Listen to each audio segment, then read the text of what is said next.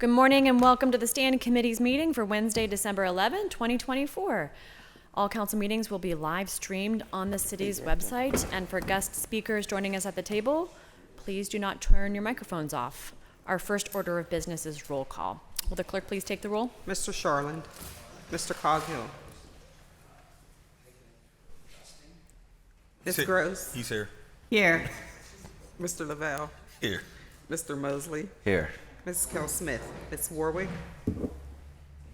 Mr. Wilson. Here. Ms. Strasburger, Chair. Here. 6 members present. Thank you. First, we need to, I need a motion to waive the rules for starting past the half-hour So mark. move. Second. All those in favor? Aye. Aye.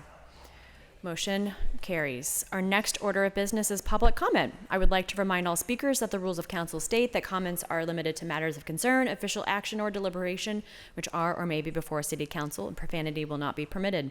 Please state your name and neighborhood for the record. You will have 3 minutes to speak. Our first registered speaker is Dr. Ronald Lynn Miller. Madam Clerk, I'd just like to register an aye vote on to waive the rules.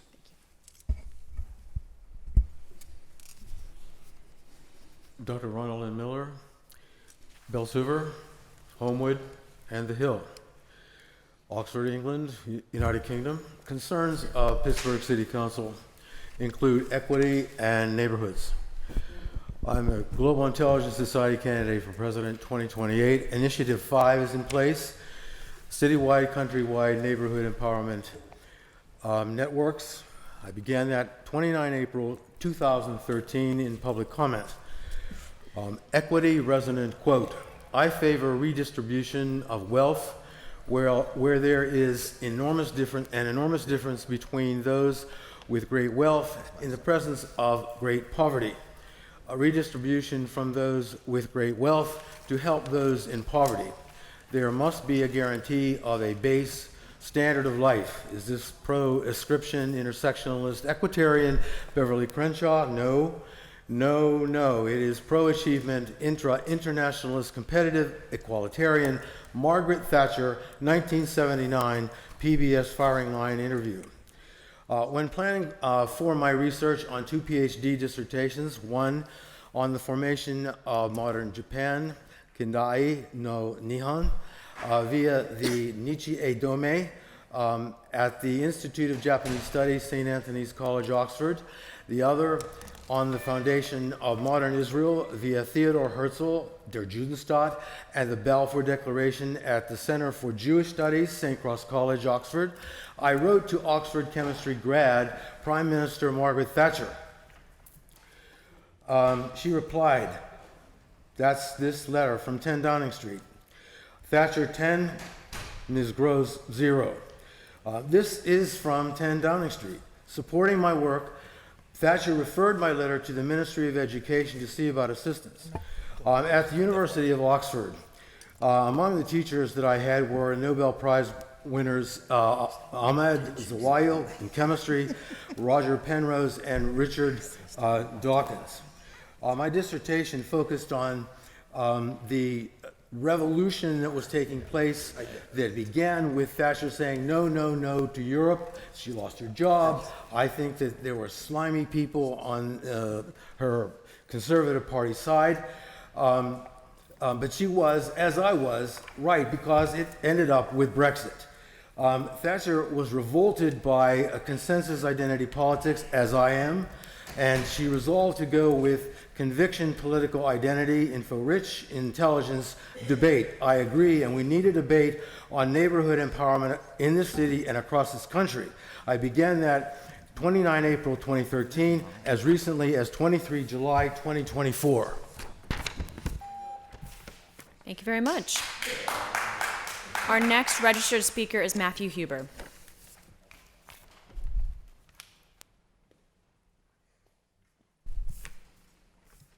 Is Matthew Huber with us?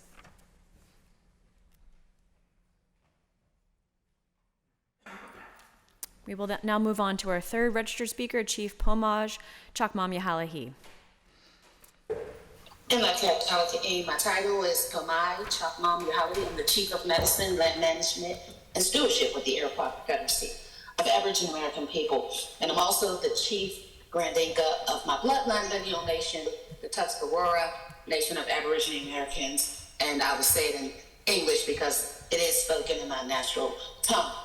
I'm here again today to remind council that Aboriginal American people are really, really, really disturbed and troubled by the treatment that we are receiving in the city. Under the watch of the Mayor Againi's administration and under the watch of you City Council. We have been speaking for over 5 years now, speaking truth to power and enlightening everyone on who we are and our status in law. And it seems to be going or weighing on deaf ears. That's problematic. I'm here again to say that everyone has an oath that they've taken, even to be citizens on our lands that we hold so dear. And in violation of those oaths, there is accountability to be had on those parts of those people. We want to work. We want to be in concert with the people on our land, as our ancestors did in the past. We want to continue the government-to-government relationship in honor and in dignity. And we, again, will always and continue to invoke our rights and to exercise our rights with impunity and not to harm anyone. And we don't want to be harmed either.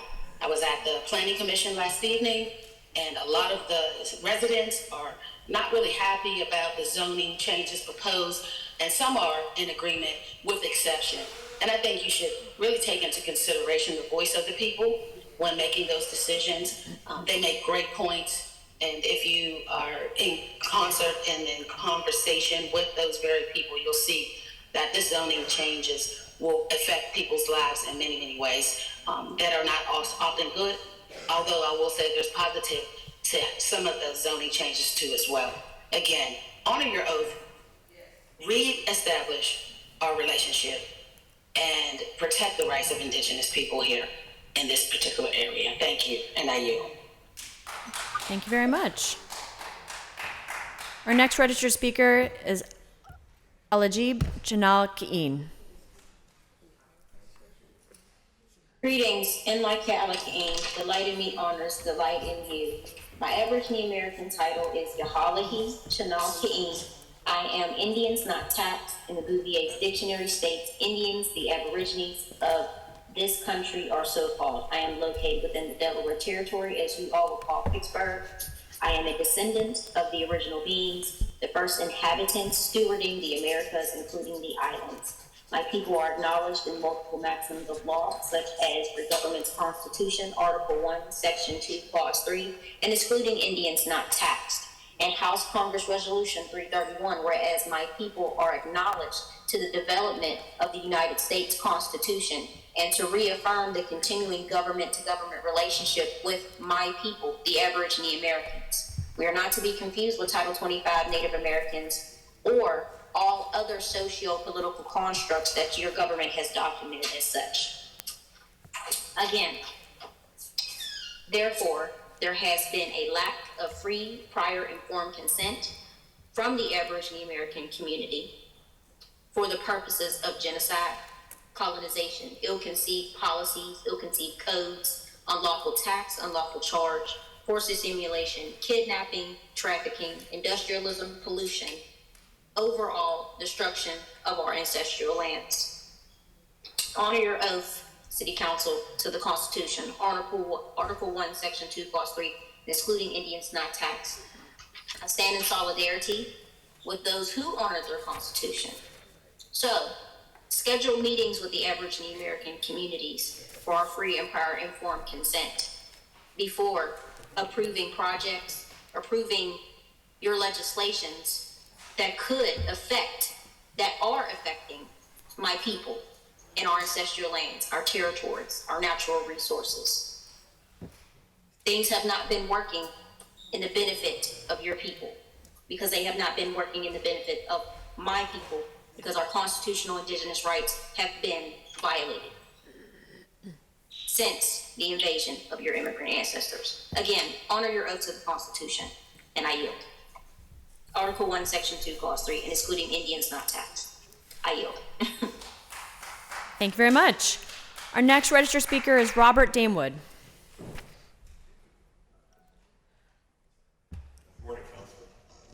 My name is Bob Damewood. I'm a resident of Mount Washington and a staff attorney with Regional Housing Legal Services. RHLS represents community-based nonprofits in affordable housing development transactions. We support Pittsburgh's Inclusionary Zoning Overlay District, extending it citywide, but we oppose Bill number 1284. There are some serious problems with the bill, not the least of which is the burdensome opt-in procedure. But the biggest problem is the definition of affordability at up to 120% of area median income. Rents at 120% of AMI would be over $2,100 a month for a studio apartment, including utilities, and almost $2,300 a month for a one-bedroom apartment. Only market rate housing developers think that $2,300 a month for a one-bedroom apartment is affordable. Not only that, this bill would have working people's tax dollars subsidize those rents. Does anyone really want to, go to your district, look your constituents in the eye, and tell them that you're taking tax dollars that they're paying to the city and handing it over to millionaires to build luxury housing? And we already have an oversupply of housing at that price point. Don't get me wrong, we need to expand supply, and there are some good common sense ways to do that, but this isn't it. Pittsburgh's housing needs assessment found that where our housing market is failing to meet demand is at 50% AMI and below. That's $50,600 for a family of four. Pittsburgh's IZ overlay district currently is designed to fill that gap, and the IZ affordability level should stay exactly the same. So I'm sure you've heard about a recent study that claims to prove that Lawrenceville's IZ overlay district has been a drag on housing development. That study has some serious flaws, the biggest of which is that it relies on housing completions, not building permits. By the time a developer applies for a building permit, their site control, financing, contracts, and pricing are all in place. Whatever impact IZ is going to have on project feasibility, it's known at that point. But once a permit is issued, it takes months, sometimes years, to reach project completion. Measuring completions during a 5-year period that included an economic shutdown followed by unexpected increases in interest rates and the cost of building materials skews the results. But if you compare permitted development projects before and after IZ was implemented, you'll see that housing development actually increased substantially in Lawrenceville. I believe Dave Brangen will speak to that later. Look, there are some good things in this bill, but it's the wrong vehicle for considering improvements to Pittsburgh's IZ program. It would make drastic, ill-conceived changes to a system that's working now to produce housing at the price point that Pittsburgh needs, all because of a flawed study and in service to a trickle-down approach to affordable housing policy. For these reasons, I ask that you withdraw the bill from consideration. Thank you. Thank you very much. Next registered speaker is Dave Brangen.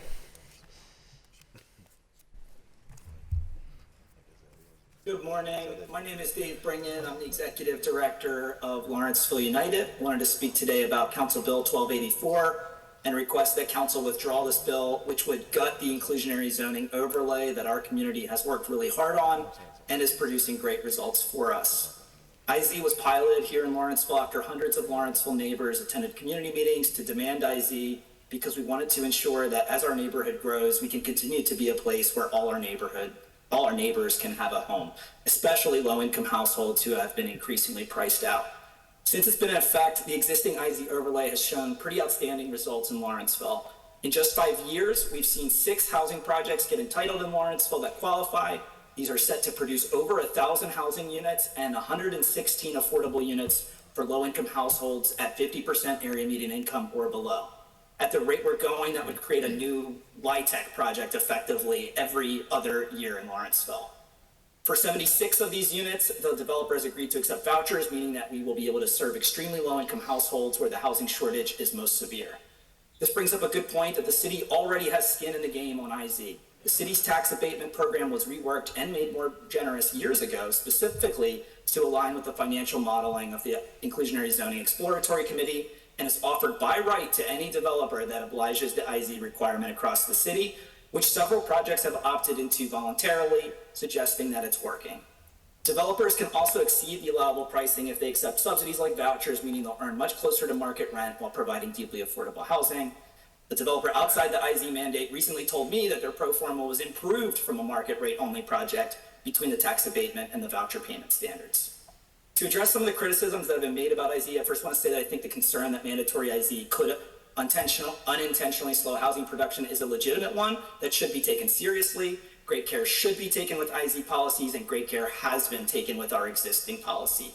Just look at the numbers. In projects over 20 units in Lawrenceville, on average, 101 units were entitled per year before IZ, and afterwards 198 units per year. That's a 96% increase. Pro Housing Pittsburgh has argued that housing completions are down in Lawrenceville, but having looked at the data they used in Lawrenceville, their report is extremely sloppy. Their data set for Lawrenceville includes just 8 projects in the time frame they looked at, yet they missed 5 qualifying projects, double counted 2 projects, and got the unit count wrong on at least 1 more. There are other problems with the report, which we'll be sharing soon. I understand that the authors are against IZ, but they could at least not spread bad data as they make their arguments. In short, all the serious evidence suggests that IZ is achieving its goal of producing affordable housing in Lawrenceville without slowing new housing from being built. Mayor Gainey's legislation would build from this success, provide additional offsets and flexibility to ensure these results are sustained as it expands citywide while promoting even greater housing abundance. In the meantime, Pittsburgh should be proud of these results and not gut a policy that's already working for us. Again, I ask you to withdraw this ordinance. Thank you. Thank you very much. Our next registered speaker is Chris Roslow.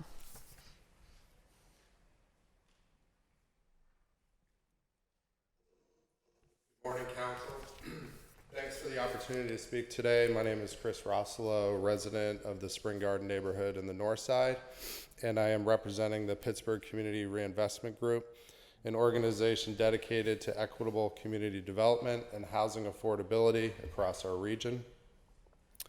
PCRG strongly opposes the proposed inclusionary zoning legislation on the table today, 1284, which would allow qualification thresholds of 120% area median income and providing additional subsidies to developers for market rate units funded by the Housing Authority and the Urban Redevelopment Authority. While we recognize the intent behind this legislation to create mixed income communities and address housing supply deficits, the framework as proposed is fundamentally flawed. First, the research and public commentary supporting this legislation rely on incomplete or missing data. Assertions about the current IZ overlay districts being exhausted fail to account for critical development factors such as land availability, supply chain issues, price volatility, layering of existing subsidies, and the impact of high interest rates.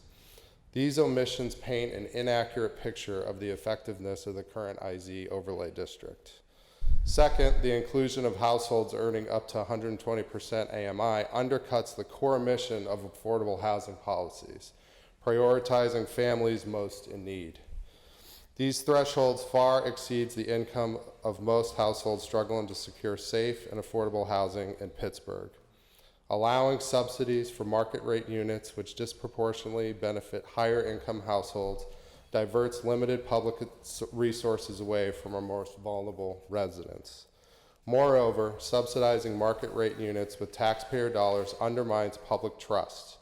Resources from the Housing Authority and the URA are intended to increase affordability, not inflate profits for private developers catering to high-income renters.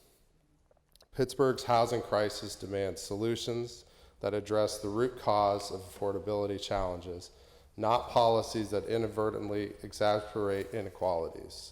We ask Council to reconsider this proposal and commit a more equitable approach that prioritizes the needs of low and moderate income families and withdraw this legislation. Thank you. Thank you. Our next registered speaker is Laura Chu Weens. Good morning, Council. My name is Laura Chu Weens. I'm the Executive Director of Pittsburghers for Public Transit. I live in the Park Place neighborhood. We all know that Pittsburgh is in the midst of a severe affordable housing crisis, but this is a transit and access crisis as much as it is a housing crisis. Transit riders are disproportionately very low-income residents. PRT did a rider survey in 2014 showing that 43% of transit boardings were by families with an annual household income of $43,000 or less. It's very likely that percentage of low-income transit ridership has increased substantially since the pandemic. In 2019, we at PPT also did an expansive displacement survey assessing the impacts of displacement on transit riders who formerly lived in the city of Pittsburgh and who were forced to relocate to outlying municipalities. Of the survey participants, nearly 30% lost their jobs altogether or had to accept a lower paying job because of the move. Most saw increases in both their commute times and commute costs. Transit riders who experienced displacement were able to participate less frequently in social activities and were able to make doctor's appointments less frequently, often with higher commute cost. That's why we are acutely invested in finding solutions to the city's affordable transit housing crisis, particularly affecting low and very low income families who rely on transit. As taxpayers, we have collectively invested in quality transit infrastructure and service in the city of Pittsburgh, but have not implemented complementary policies to allow the largest demographic of transit riders to live proximate to this transit. That said, we are opposed to Bill 1284 introduced by Councilmember Sharlin because we are clear about where the housing affordability need is for transit riders, and 120% AMI ain't it. This proposal qualifies a household of 3 earning $109,000 per year for an inclusionary unit, and there's an excess of housing supply at this income level. Developers wouldn't need to do anything differently to qualify their projects as inclusionary. And not only that, this proposal suggests developers could redirect the few existing city resources actually serving low-income housing needs, like tax abatements, tax incentives, and the Housing Opportunity Fund, towards padding developer profits and subsidizing market rate and luxury housing.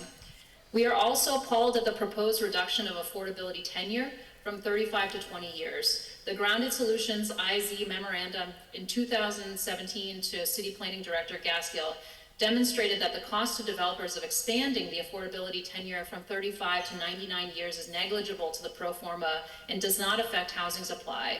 But increasing the affordability tenure provides a huge benefit to our community and the stability of low-income families living in the city of Pittsburgh without consequence to development. As we approach the 10-year anniversary of the Penn Plaza mass displacement, we recognize how a 99-year affordability tenure rather than a 35-year tenure would have prevented that tragedy. Instead, Councilmember Sharlin would propose to create greater instability and harm to low-income families. We urge Councilmember Sharlin to withdraw the 1284 bill and focus on real solutions to the low-income housing crisis instead. Thank you very much. Thank you. Our next registered speaker is Madeline McGrady. Hi, this is Maddie McGrady. I'm a renter in the Highland Park neighborhood and a program manager with the Human Rights City Alliance. I'm also a master's level social worker with many years of experience working with people experiencing unstable housing and homelessness in Pittsburgh and Allegheny County. I'm speaking today to Councilmember Bob Sharlin specifically and asking you to withdraw your bill 1284, which would effectively eliminate inclusionary zoning by making it optional for developers. Housing is a basic need and a human right under international law, and it is the duty and the responsibility of governments at all levels to fulfill this right for everyone, including our most vulnerable, poor, and marginalized neighbors. In our current economic system, IZ is an essential and effective tool for governments and communities to fulfill the human right to housing. It not only allows us to combat the pitfalls of housing instability and homelessness, it actually reduces racial and economic inequality by integrating our neighborhoods and leveling the playing field on opportunities for those who tend to be the most excluded. Of course, developers want to get rid of it, but we can't let that happen. We need you, our elected officials, to safeguard our precious few public dollars and ensure that every dollar goes back into helping our communities and isn't funneled to 3 millionaire developers posing as community advocates. We need greater community control over housing, not less.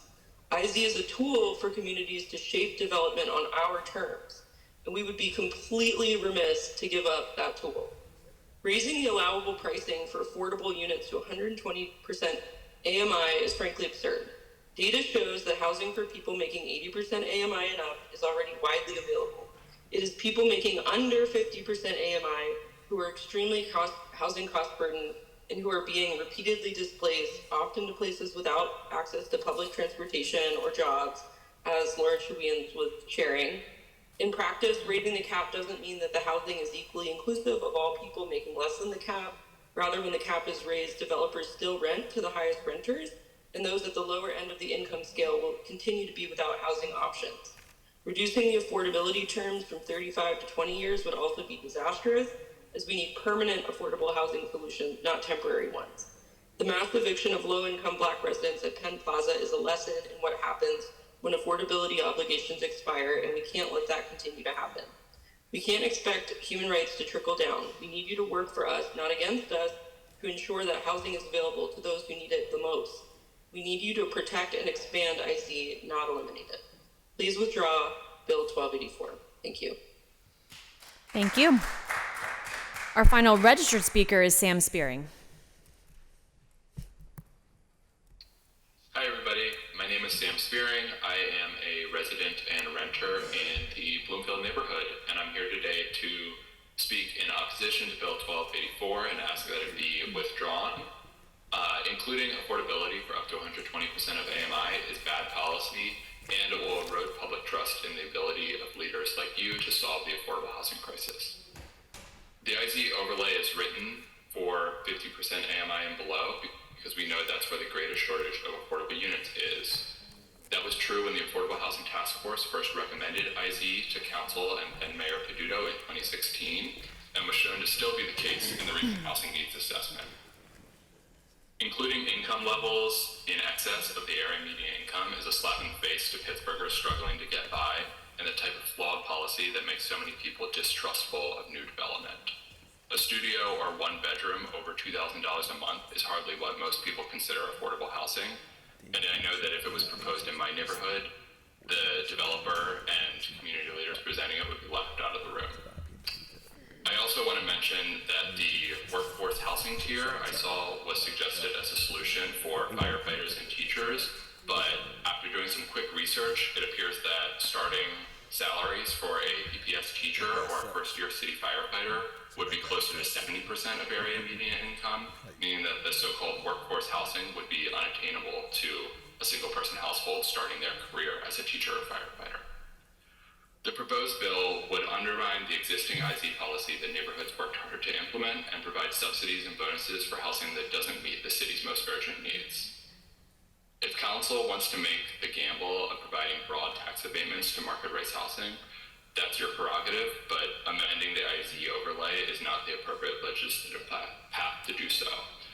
I'd again ask that the Bill 1284 be withdrawn and that City Council work with communities and stakeholders that have already been working on IZ for several years. Thanks for your time. Thank you. Being no further registered speakers, we'll now take comments from those in the audience wishing to speak. Are there any speakers wishing to come to the podium? Good morning. My name is Yvonne F. Brown. I live at 715 Mercer Street. That's in the high rise up on Bedford Avenue. First, I wanted to say happy birthday to Nicky. He has the restaurant in the Grant building. And yesterday, it's a belated happy birthday because I found out yesterday that it was his birthday. And I asked him, I said, oh, so what are you, 29? And he said 39. All right. I bring that out because the food over there is delicious. I know how to cook. I've been taught how to cook, and I know when the food is good. And also, they give you much respect. Now, that's what I like. They do respect me just from coming in here, just the way they smile at you, unlike Jens. Okay, yesterday, and you, Mr. Wilson, if you can come back there and talk to this man back there, whereas you had my paper, you could have said, Miss Brown, I got your paper. I had forgot yesterday, because WESA 90.5 FM is having their fundraiser. They keep us informed. That station keeps us informed, and I know it. Yesterday, or I think it was, I can't say what day, I think it was Monday, they talked about Adrian Jones, who is doing a history about the where they tore down the buildings in East Liberty, you know, the two high rises, where they tore the building down, and he's going with the history where he said that the owners just said that they just was evicting everyone. my girlfriend Linda worked in the bottom of that building where she made false teeth. Okay, so Linda, I was reading in the paper where it said about the bird, and I believe it was a cacaw, that they made a false beak for.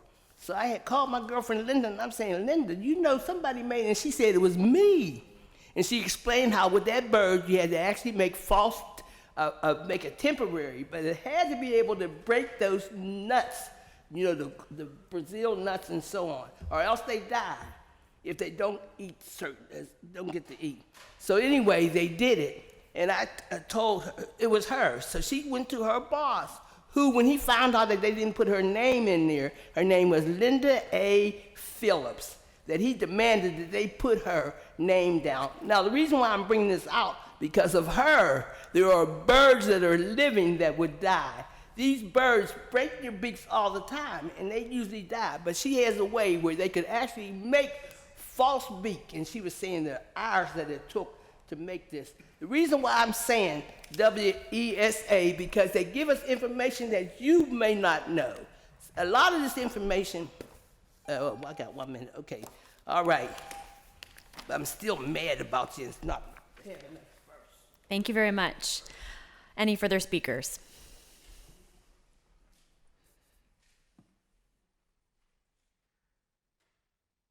Good morning, Special Agent Sunshine. I'm going to just pray. Lord, thank you for loving me and using me as a vessel to do your will, not mine. In Jesus' name, amen. Jeremiah 29, I can't see, Lord.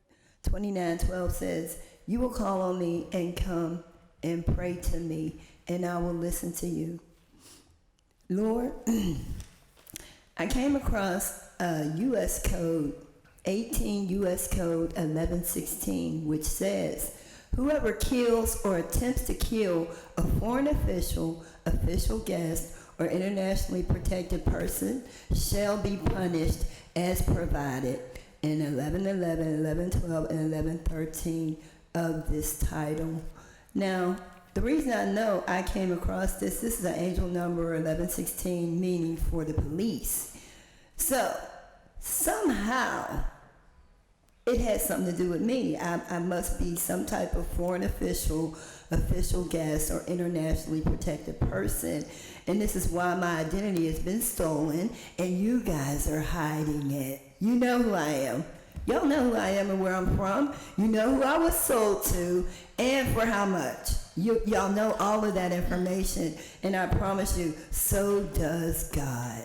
He knows my whole story. He knows everybody involved. He knows who was bribed and how much. Praise God. Psalm 1:1 says, blessed is the man who walketh not in the counsel of the ungodly. Happy are those who do not follow the advice of the wicked.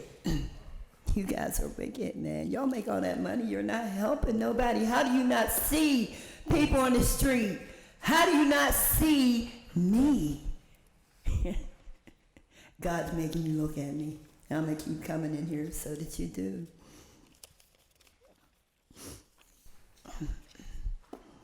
Here's some more scriptures on oppression. Psalm 9:9 says, the Lord is a refuge for the oppressed, a stronghold in times of trouble. Romans 12:19 says, beloved, never avenge yourselves, but leave it to the wrath of God, for it is written, vengeance is mine, I will repay, says the Lord.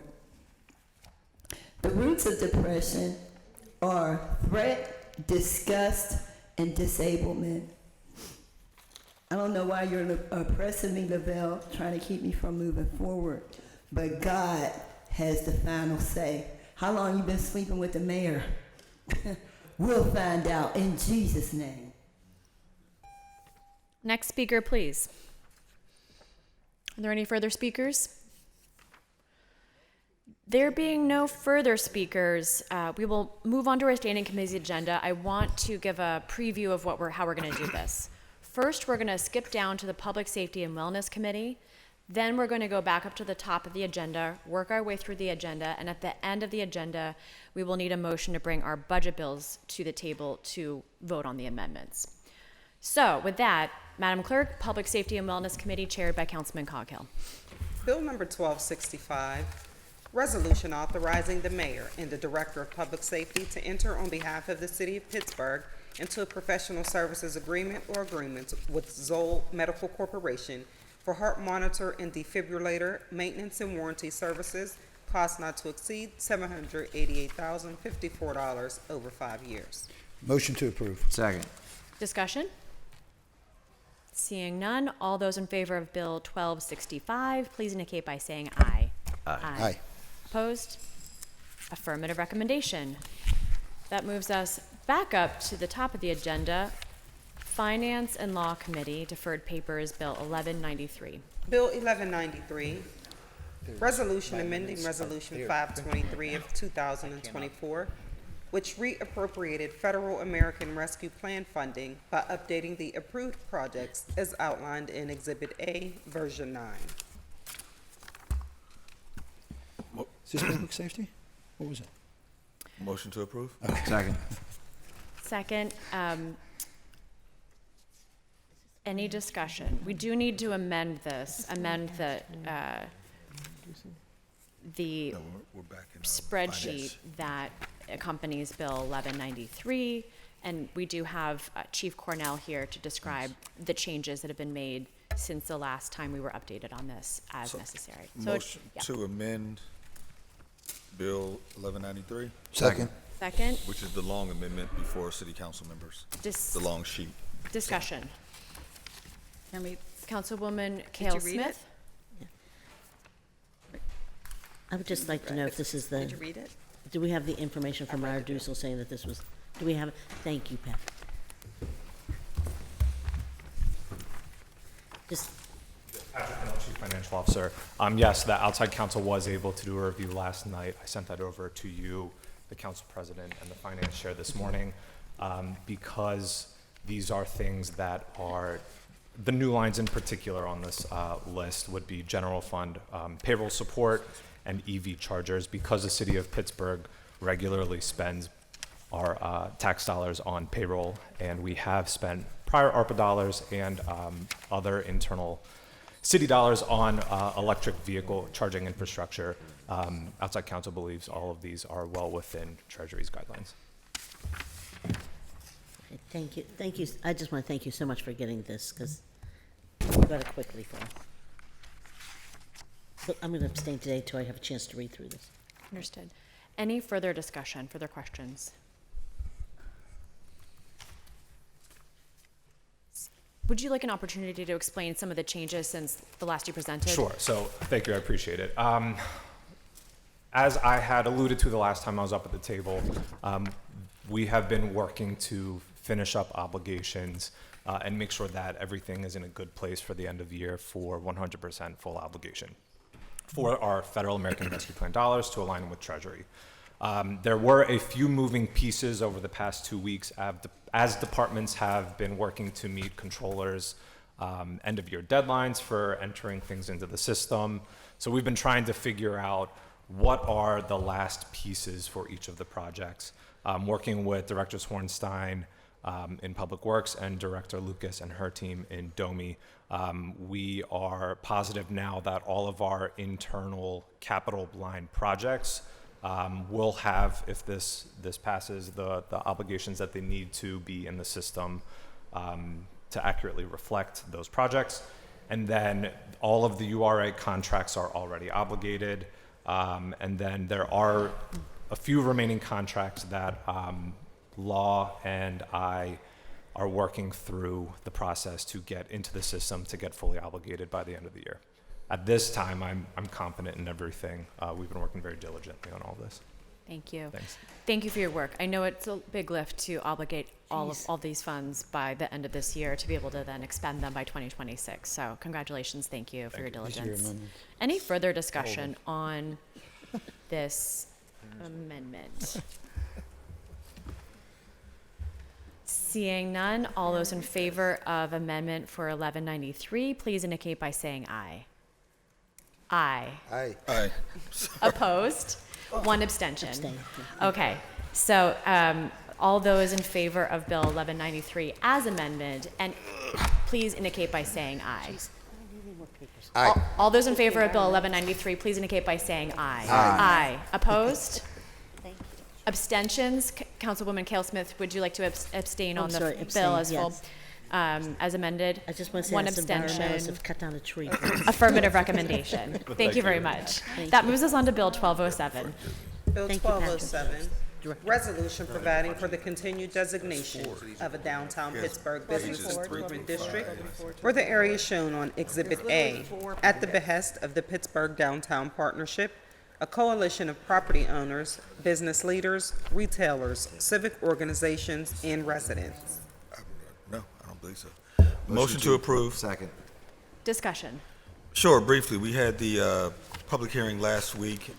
Just so members are aware, the vast majority of building owners are in support of this, and this will, all the funding from the expansion of the bid will continue to go into the clean team for downtown Pittsburgh to ensure that the services that the PDP have providing are still going to be in place. So for those reasons, I'm fully supportive. Thank you. Councilman Wilson, followed by Councilman Coghill? No. Oh, okay. Councilman Wilson. Yeah, thank you. I want to thank all the speakers that showed up for the public hearing to discuss this increase. You know, I look at this as something to keep it going downtown and make sure that it's clean and safe for everyone. I want to thank the PDP for all the work they do, and appreciate the funders that funded this increase of on-street support, and looking forward to that continuing with this bill here. That's it. Thanks. Thank you. Councilwoman Cale Smith. Thank you. I just want to be clear, this is just for the cleanup team, the clean team?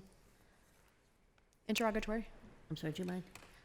This is to include I guess I should put my mixed glasses use, and also a general increase to the bid, the Business Improvement District, and the designated entity that goes to will be the Pittsburgh Downtown Partnership.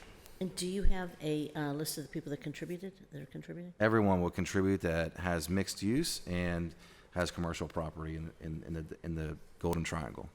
I just want to say, I'm really supportive of anything we do for downtown Pittsburgh because we need to help downtown. I think we all know that. But I also would like to see, some initiatives like this in our neighborhoods. But I just want to thank you for the work that you're doing downtown because I know you are really an advocate for them. So thank you. And so is Councilman Lavelle. Thank you. Any further discussion? Seeing none, all those in favor of Bill 1207, please indicate by saying aye. Aye.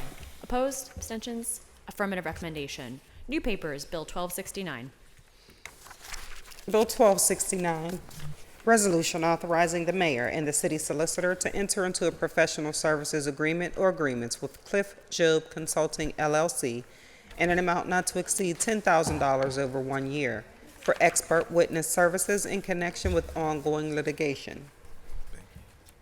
Motion to approve. Second. Discussion?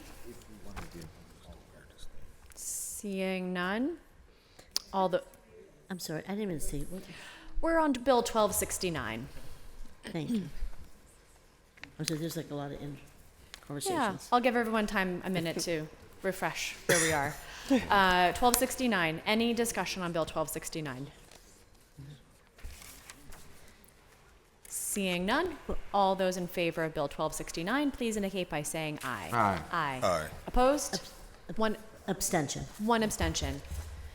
So noted. That moves us on, affirmative recommendation, that moves us on to Bill 1279. Bill 1279, resolution further amending Resolution 863 of 2018, effective January 1, 2019, as amended, entitled, Resolution Adopting and Approving the 2019 Capital Budget and the 2019 Community Development Block Grant Program and the 2019 through 2024 Capital Improvement Program by reducing play area improvements by $184,000 and increasing complete streets by $184,000. Motion to approve. Second. Discussion? Discussion on Bill 1279? Yeah, Could you tell me where the funding is coming from, which projects for play area improvements? Do you know which playgrounds? Yes, so there is a stalled playground project that we wanted to do on private property, and they're just kind of ghosting us on that, and so it's just, Okay, so I just want to make sure it's nothing in my No, district. no, it's mine. Thank Yeah, you. Thank you. Thank you. Further discussion? I don't do stuff in other people's districts. Seeing none, all those in favor of Bill 1279, please indicate by saying aye. Aye. Aye. But everybody's. Opposed? Affirmative recommendation. That moves us on to invoices. Do I have a motion on invoices? So moved. Second, sorry. Discussion? Seeing none, all those in favor of invoices, please indicate by saying aye. Aye. Opposed? Invoices are approved. That moves us on to interdepartmental transfers. And there are actually no interdepartmental transfers, so that moves us on to P cards. Motion to approve. Second. Discussion? Seeing none, all those in favor of P cards, please indicate by saying aye. Aye. Aye. Opposed? P cards are approved. Having already covered public safety and wellness, that moves us on to Public Works and Infrastructure Committee chaired by Councilperson Warwick.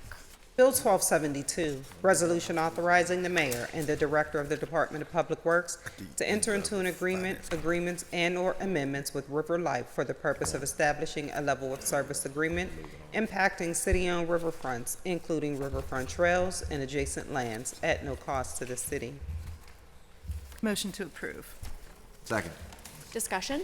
Just brief discussion. We got a letter from, it was either River Life or Friends of the Riverfront. Is this the one we got the letter from? I don't know. Okay, sorry. Sorry. I don't know either. Okay, thank you. We have Director Hornstein here for this, listed as Did you want the a director reference to for come this bill. No. There was one that wanted help. No, Director I Hornstein just- is here if you need anyone to speak to this. No, I don't need him. There was the one that wanted help from council, and I can't remember which one it was, and I thought maybe this was it, and I wanted to thank Councilwoman for moving forward and helping. That's all. Okay, thank you. Any further discussion? Seeing none, all those in favor of Bill 1272, please indicate by saying aye. Aye. Aye. Affirmative recommendation. That moves us on to Land Use and Economic Development Committee, chaired by Councilman Wilson. Bill 1273, ordinance amending and supplementing the Pittsburgh Code of Ordinances, Title 10, Building, Chapter 1004, International Property Maintenance Code adoption by adopting the 2021 edition of the International Property Maintenance Code and with the amendments specified in Section 100405 of the City Code, as well as making certain amendments to the existing language of Chapter 1004 of the City Code. Motion to approve discussion. Second. Second with discussion, Councilman Wilson. Thank you. I would like the director to come to the table to discuss this bill.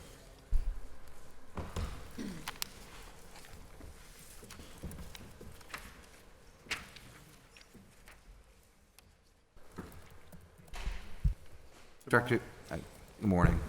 I know, we all had briefings quite some time ago. You could give us the time point when that happened.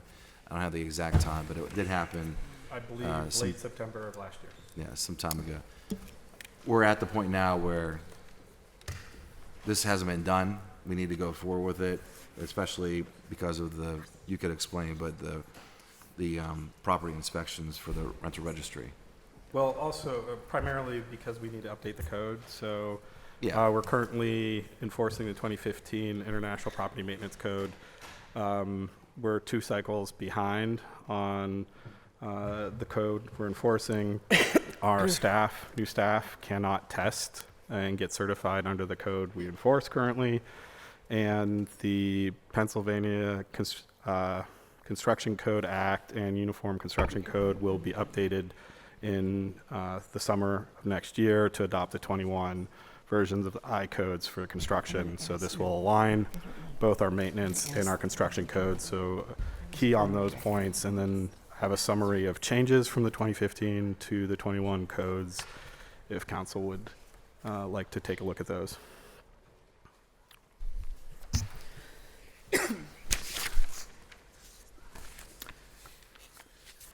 These changes are also in your inbox, so your staff can review.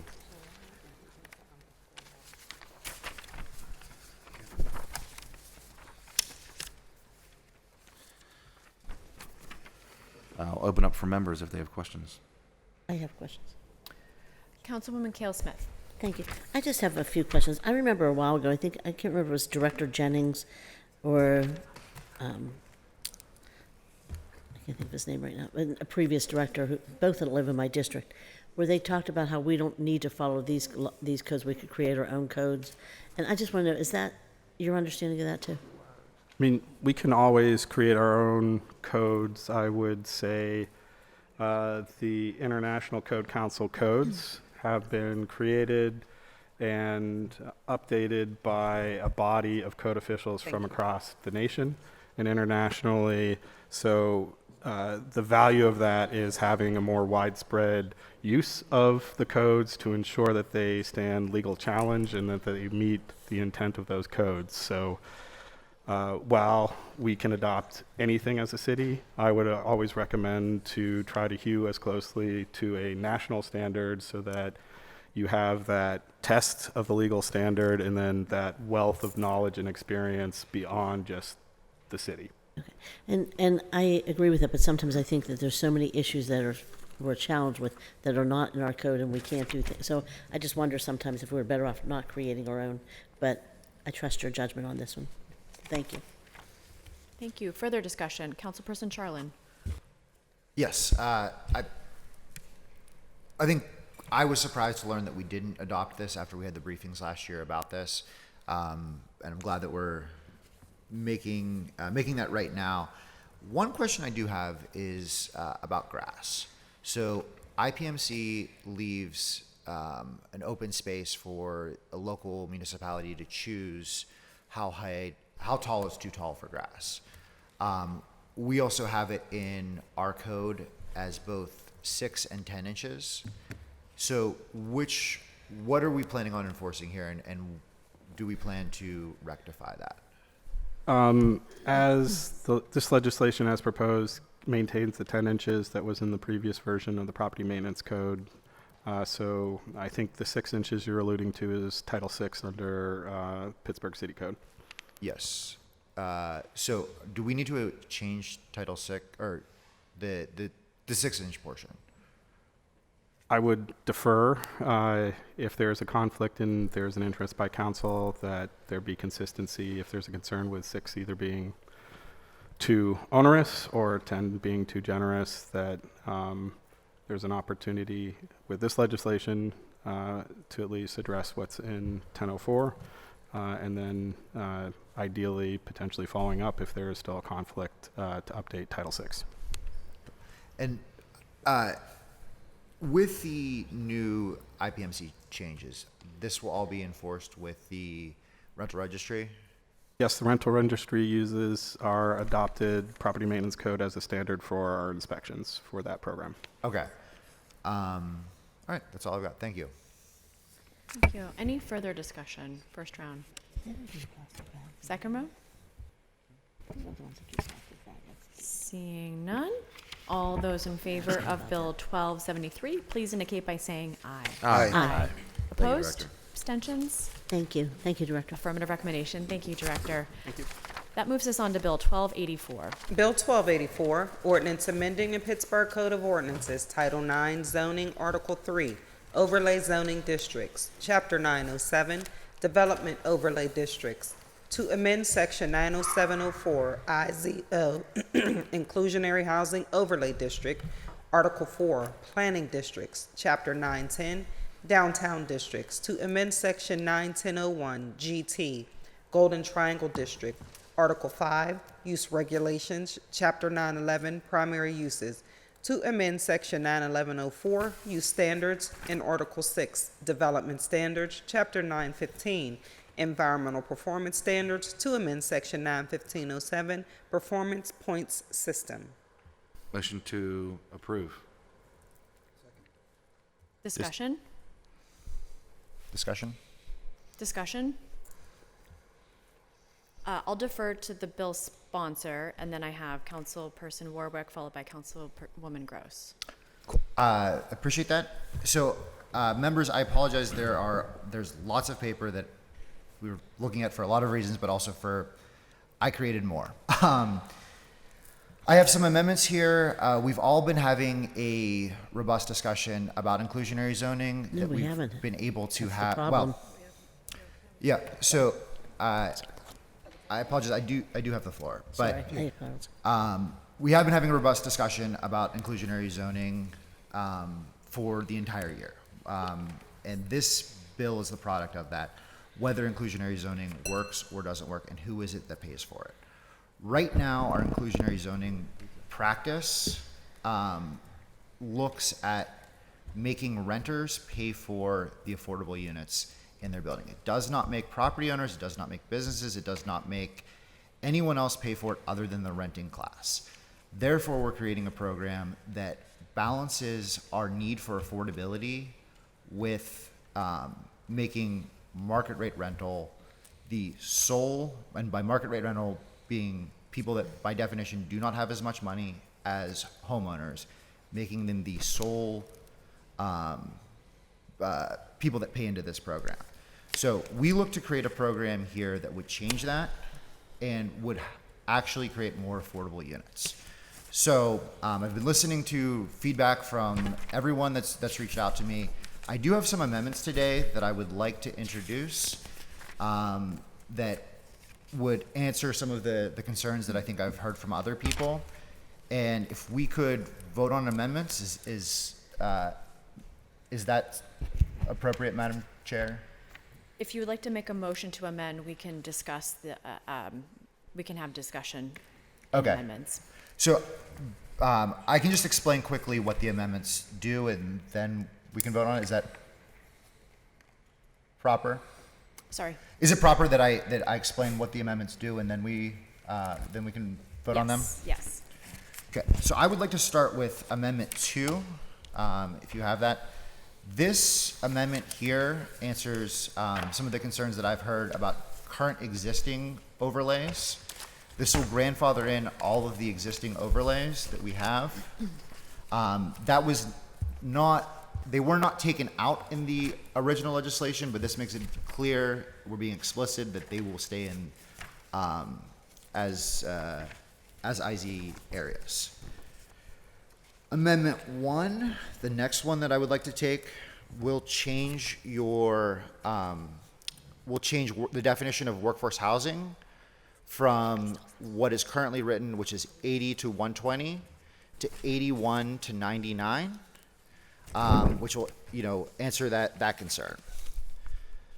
The third amendment that I'd like to take, which is Amendment 4, will change workforce housing and will make no financial subsidies available for the workforce housing definition. And Amendment 3, which is the last one I'd like to take, will take the length of affordable units from 20 years to 35 years. So I am willing to have discussions about what will make this the best bill. I'm willing to work with anyone who wants to work with me on this, but I want to show this as a gesture here. So if I can have a motion to, you can tell me if I'm out of order. So we do have some council members who had registered the intention to speak prior Perfect. to the motion to amend. So thank you for going through what you intend to amend, introduce as amendments. We will want to take each of them separately as separate amendments when the time comes, but for the time being, I'll allow for Council Member Warwick to speak, followed by Councilwoman Gross. Perfect. We have not motioned to amend yet. We are speaking about the bill. So you had registered to speak prior to the motion to amend, so I wanted to honor that. If you'd like to rescind that, I'd be happy to allow for motion to amend one of the bills and have discussion about that, if you'd rather speak on that. Yeah, so I guess I'll just speak to the overall bill and then all right, so I guess I'll just start, we'll just speak to the overall bill. So I do have some questions if we have an interrogatory. Yes. So just to start off, so this bill was introduced last Tuesday. Councilman, there are a number of organizations around the city who work on housing, and with varying viewpoints about housing and inclusionary zoning, et cetera, et cetera. Can you tell us which housing organizations, community groups, or council members, city planning, zoning experts, et cetera, if any, were consulted on the writing of this bill? I mean, in the physical writing of it, the pro-housing Pittsburgh organization guided a lot of the work that I was doing, but the input, I mean, this has been a multi-year process of understanding the input. I'm not going to name all the individuals that I've spoken to, but the biggest point overarching is that we cannot build cannot build projects. All right, so, I mean, but are there any, because we've talked a lot about, just recently, zoning has been a huge topic, right, at the city. We've got a number of bills back and forth, and, one of the big things that has come up is community input, right? Is community input when we are making large-scale changes to our zoning code. There's been criticism of the administration for not including community and council members. There's been, so my question is, whether it be, so pro-housing, but, we have the housing justice table, we have, Pittsburgh Reinvestment Group, we have, any number of housing organizations and community groups. So who in the housing community, apart from Pro-Housing Pittsburgh, did you consult with or even brief on this bill? Yeah, so I talked mostly with people that build affordable housing and that can't build affordable housing. So groups that apply for LIHTC deals and such? Yeah, absolutely. Yeah. Okay, interesting. All right, I'd be curious. So, and also, so who then, my next question, from the city, the URA, Housing Authority of the City of Pittsburgh, did you consult with regarding each of those entities' capacity to fully fund any financial gaps that are created by these, inclusionary units? I don't have a good answer for you there, Councilwoman. Do you know what the financial cost, do you have any estimate of what the financial cost to the city, to these organizations might be? Well, one of the things that my bill has done is try to reduce the cost that we would have to offset with building units by making developers not take such a loss. No, I'm asking about the government entities. So the Yeah. city, the URA, Housing Authority, what would the financial cost be to this, and to the city specifically, because that's our purview? Yeah, I don't have a good answer for you there. Okay, all right, good, thank you. So, Councilman, are you familiar with the 2029 housing needs assessment? 2029? Sorry, excuse me, 2019? Yeah. Very familiar, yeah. Okay, so then you know that that housing needs assessment found that the greatest need for housing is for renters earning less than 30% AMI. Yeah, which right. is not currently in the IZ. Um, To be clear, the current IZ does nothing to address the 30% AMI issue. Right. Okay. Okay. But also to be clear, the housing needs assessment says lots of things. We cherry picked that one finding. Well, no. So it also says that we need to build more housing of all types. Yeah, Except it does. for my district. It does. No So this is what's interesting. So, the housing needs assessment says that we actually have, shows that the Pittsburgh market is actually short on units for renters earning above 120% AMI. And that, from 2015 to 2019, the city gained 5,000 renters who were making more than 120% AMI, and that we lost 4,000 renters that are at 30% or less. So in other words, we are losing poor people and we are gaining rich people. That's one way you could say that. Another way you could say that is that wealthy people do not have anywhere to live, so they're moving into poor people housing. Okay. Oh, good. So you're familiar, right? So in other words, there is not enough luxury housing in like hot, desirable neighborhoods, right? That our wealthier residents would like to live in.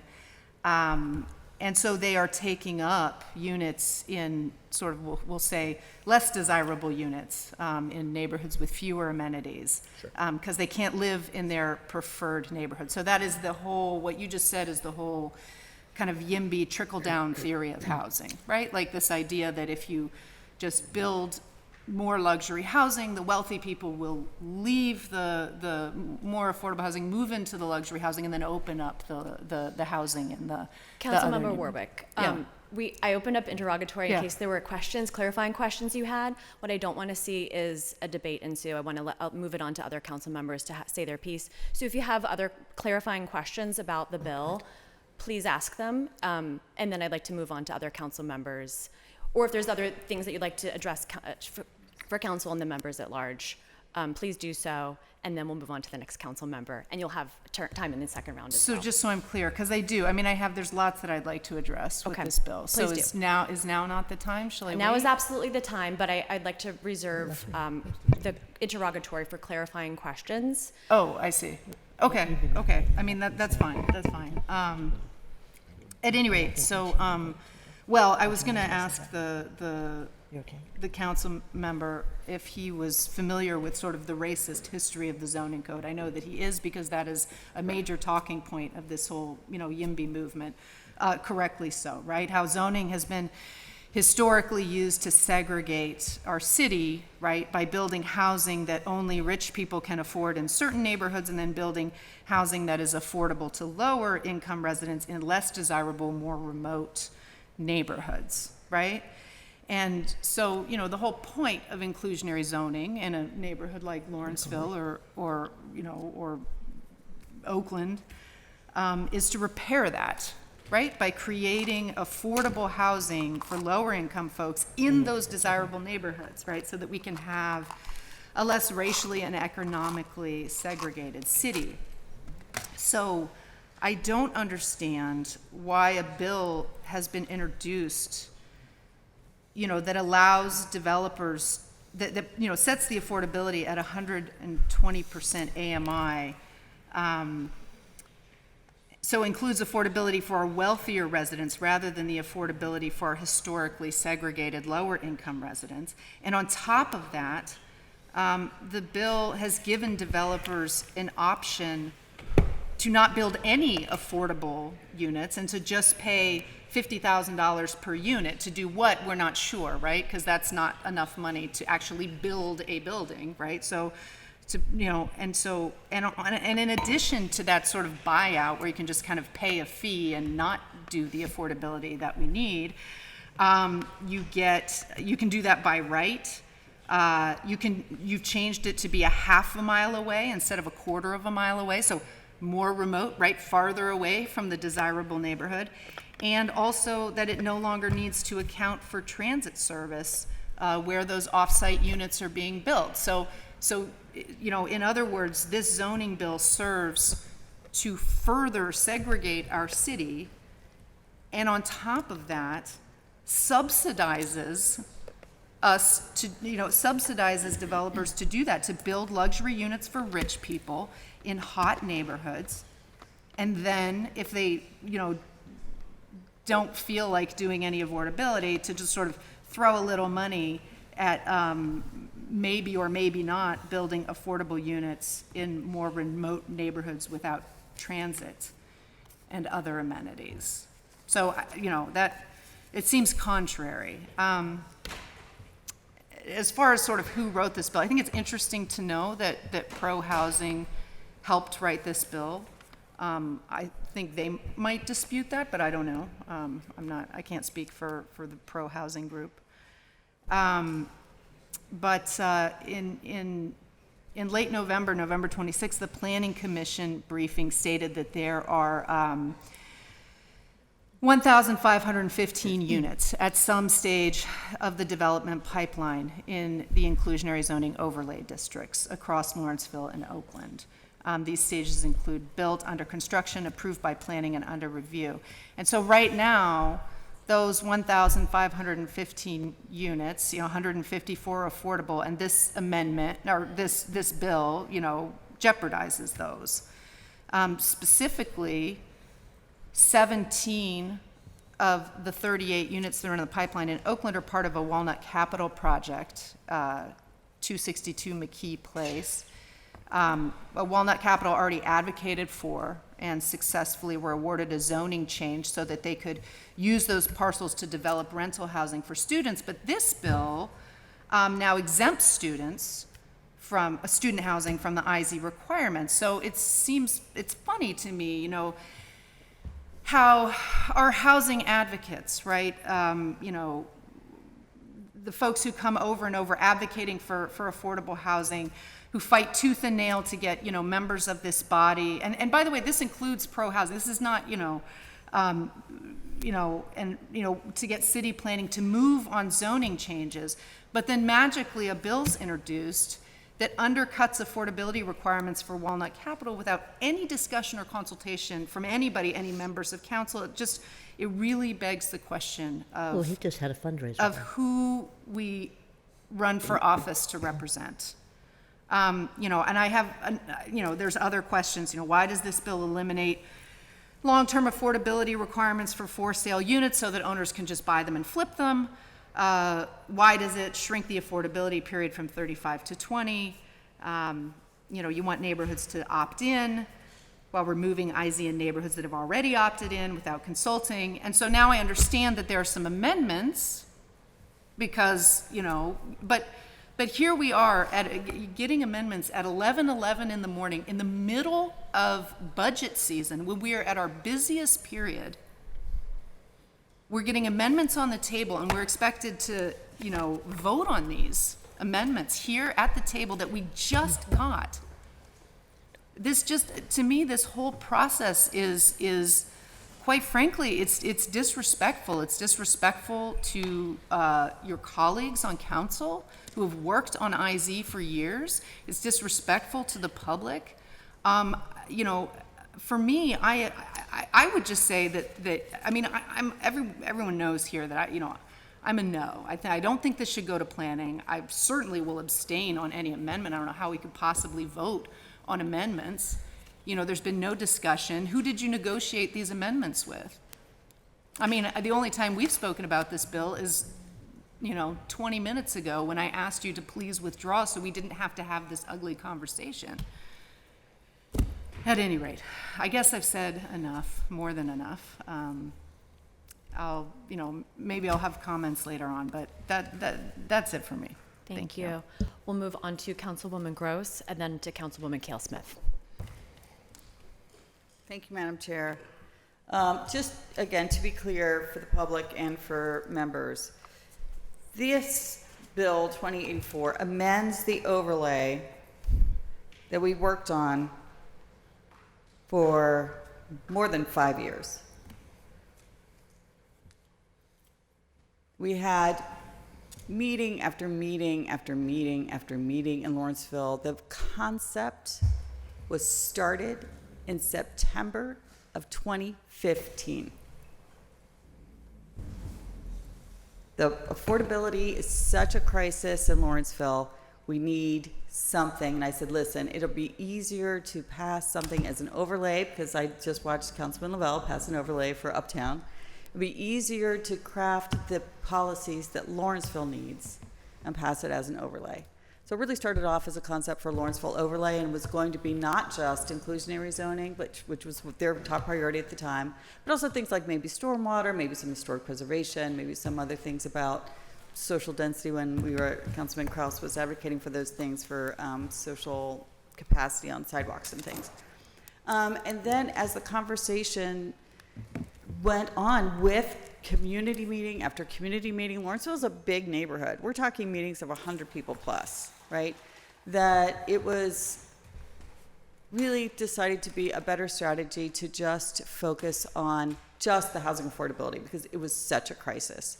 I have heard recent, new to the conversation advocates in the city claim that Lawrencevillians were being hostile to housing in their neighborhood. And I take offense at that. And I think Lawrencevillians take offense at that, because we did years of work. And I want to give the community organizations the credit, because they really do a fabulous job convening and making sure everybody's communicated with. And what Lawrencevillians said at the time, over the course of 5 years of crafting this policy, was that they wanted more housing because they were losing their neighbors. Because when you have a neighborhood of single-family homes, which they have, those homes for a couple of decades were chopped up into like 4 or 5 apartments, right? Like everybody had grandma's house or aunt, G's house or something like that, and the family kept it, and there were renters there. As those houses got sold, they got converted back to single-family, and so we lost hundreds, probably thousands of renters. Hard to know because we don't have a rental registry. And so it wasn't a tower that was imploded. It wasn't a big low-rise apartment complex that came down, but it was the loss of thousands of units. And they came here year after year telling us this story, and that their opportunity to add back housing and add back affordable housing were the big parcels where there had been steel mills or metal machining mills, and that they knew that those were developable. They were near the river or on the riverfront, and that if we could have a policy that allowed and even encouraged and promoted, with a matching LRTA that already exists, a tax abatement is matched to the current IZ program. And we all lived through that who were at council as we debated it for 2 years to match that LRTA to that program, and did so at the same time. Then there would be big buildings built and there would be affordable units added, and that's exactly what happened. After 5 years of really good citizen input to get the language on the table that Councilman Charland has capriciously decided to just rewrite. And I think that council should vote no on this today. I think the sponsor should motion to withdraw. And we can have that kind of substantive conversation about what needs to happen where, and which markets and which neighborhoods have what kinds of markets. And that is a conversation every council member I have talked to for the last 5 years is more than willing to have. They represent their districts. They understand what areas can and should have development, and we can have that conversation. But this is not good legislating. Let alone speaking to the language that is in front of us, and then the additional pages of amendments, which are, again, just handed to us. Here are the amendments, and that we're supposed to kind of vote to approve the amendments, also would have been great to have them last week. So I think this does more harm than good, and does more disrespect, certainly, to many neighborhoods in the city who already had their conversations. And the language in this bill that I see upends all of those years of work, disrespects all of those citizens' time and effort, and at the whim of someone who's talked to a few people who thinks he knows better. And so I believe that council should vote this down today. We can vote no with 5 votes to stop this bill where it is, and then we can have a productive conversation. And so I'll leave it there. I know we'll probably have further discussion. Thank you, Madam Chair. Thank you. Councilwoman Cale Smith. Thank you. I'm sitting here listening to all this conversation. It's just, this whole zoning thing from the very beginning has been a total debacle. It really has been. There's not been real conversations. There's been us talking to the media, organizations talking to the media, us, talking to a few of us here and there, the administration talking to a few people, the city planning department making their own decisions, it seems, sometimes. But nobody's really talking to residents, and nobody's really hearing what the residents of the city of Pittsburgh, not organizations, not people who get money from the city to come down and do things here, and not people that would put that in jeopardy possibly if they didn't come down, but actual residents that live in our districts that really want to say how they feel. And what I know is a lot of people across the city are saying that they have a lot of concerns because nobody's giving them real answers. We hear that this zoning is going to do partial damage and some good. We hear the other one is going to do partial damage and some good. It's because we don't really know what's going to happen here. But I will say that when I hear all this conversation about putting housing and expensive housing in neighborhoods that are typically well off. I don't have neighborhoods that are typically well off in my district. Most of my neighborhoods struggle. I have a portion of Grandview Avenue that is wealthy. That's it. And one of the attorneys here speaking on behalf of housing lives there. So, I mean, it's kind of hard to listen to all this conversation about some of this stuff. When I'm seeing in my district, Sheridan, the one neighborhood that's been absolutely decimated by the city of Pittsburgh for decades of disinvestment, and the only investment they put in that area has been affordable housing or no housing. Nothing. I mean, nothing has been done there. I mean, everything we try to put through, it's always another obstacle.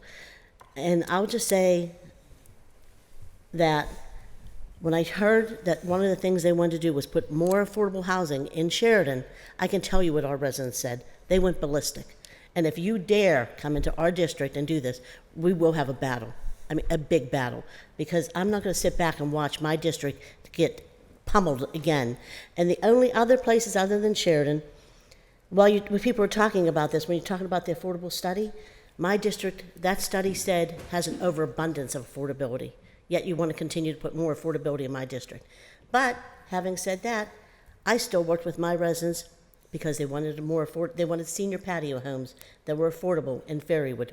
So people who were pushed out back decades ago when the city helped push them out with the federal government came back into that community. So when they were gentrified, that area was gentrified, we're now brought those people back into the community. In Banksville, where they wanted to put in and buy housing there and to tell the community what they were going to have without any discussion with the residents, we're working with people who are putting in housing there. And guess what? The residents are working with us. We're not coming in and telling them what they have to have. We're working with people. So that way, we don't have the situation that actually happened in Sheridan when people were forced out of one neighborhood, out of Fairywood, forced into another neighborhood, and there was no transition. There was no opportunity for those residents to get to know one another or for anyone to blend together and to work together. They were just thrusted into this horrible situation. That community has no grocery store. Now they have Christy Porter brings the Giant Eagle Mobile Market. But other than that, there could have been so much investment in that area, and there has not been. There could have been investment in businesses and opportunity for a lot of people. The only investment we see is Avenues of Hope, which I'm still waiting to see any results from Avenues of Hope. It looks pretty hopeless to me. So I think what we really should do, and what I really want to do, is I want to hear from actual land use attorneys to tell us about what's happening, with this, any of this zoning legislation. There might be pieces of this that actually might be great for parts of my district, and there might be things in this legislation that people absolutely don't want. But they don't even know. We don't even know because there's just not been real conversations. And I mean, at this point, leadership needs to come together with everyone, including our residents, including council, all of council members, and with advocates and everyone else. I think so that we can have a better understanding of what's happening here. I'm going to be supportive of what Councilman Charlin's doing because I think at this point it at least holds up some things. And it's not that I'm not for housing. As I've just mentioned, we just did the housing and fair. Even though it said that we had an overabundance of affordability, we did 3 neighborhood stabilization programs to keep people in the neighborhoods. We did another housing development in Fairywood, which is the only affordable patio homes in the city of Pittsburgh. And we're working on some development in Banksville. And so when you're talking about whether people are supportive or not supportive, that has nothing to do with it. We're supportive of helping people, but we're also supportive of having conversations with the people that live there, the people we represent. This isn't about our agenda or organizations' agendas. We're here to represent the people and what their agenda is. And so for me, I'm gonna do anything until we have further conversation. I'll do anything I can to pause anything or to stop anything until we have the conversation, our residents have the conversation they deserve. That's it. Thank you. Thank you.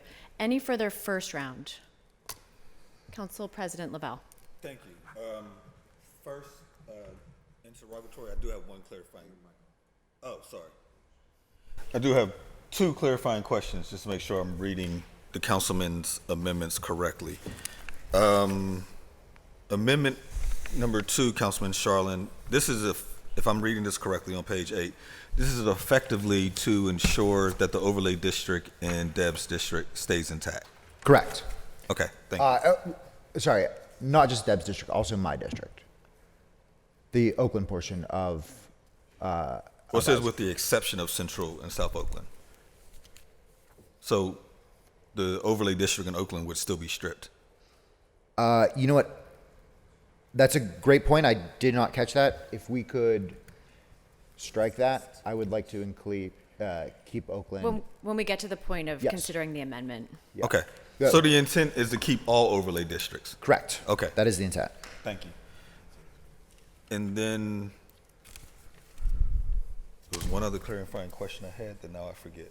Oh, it is, you have, in lieu of creating the required number of inclusionary units, this fee not to exceed $50,000.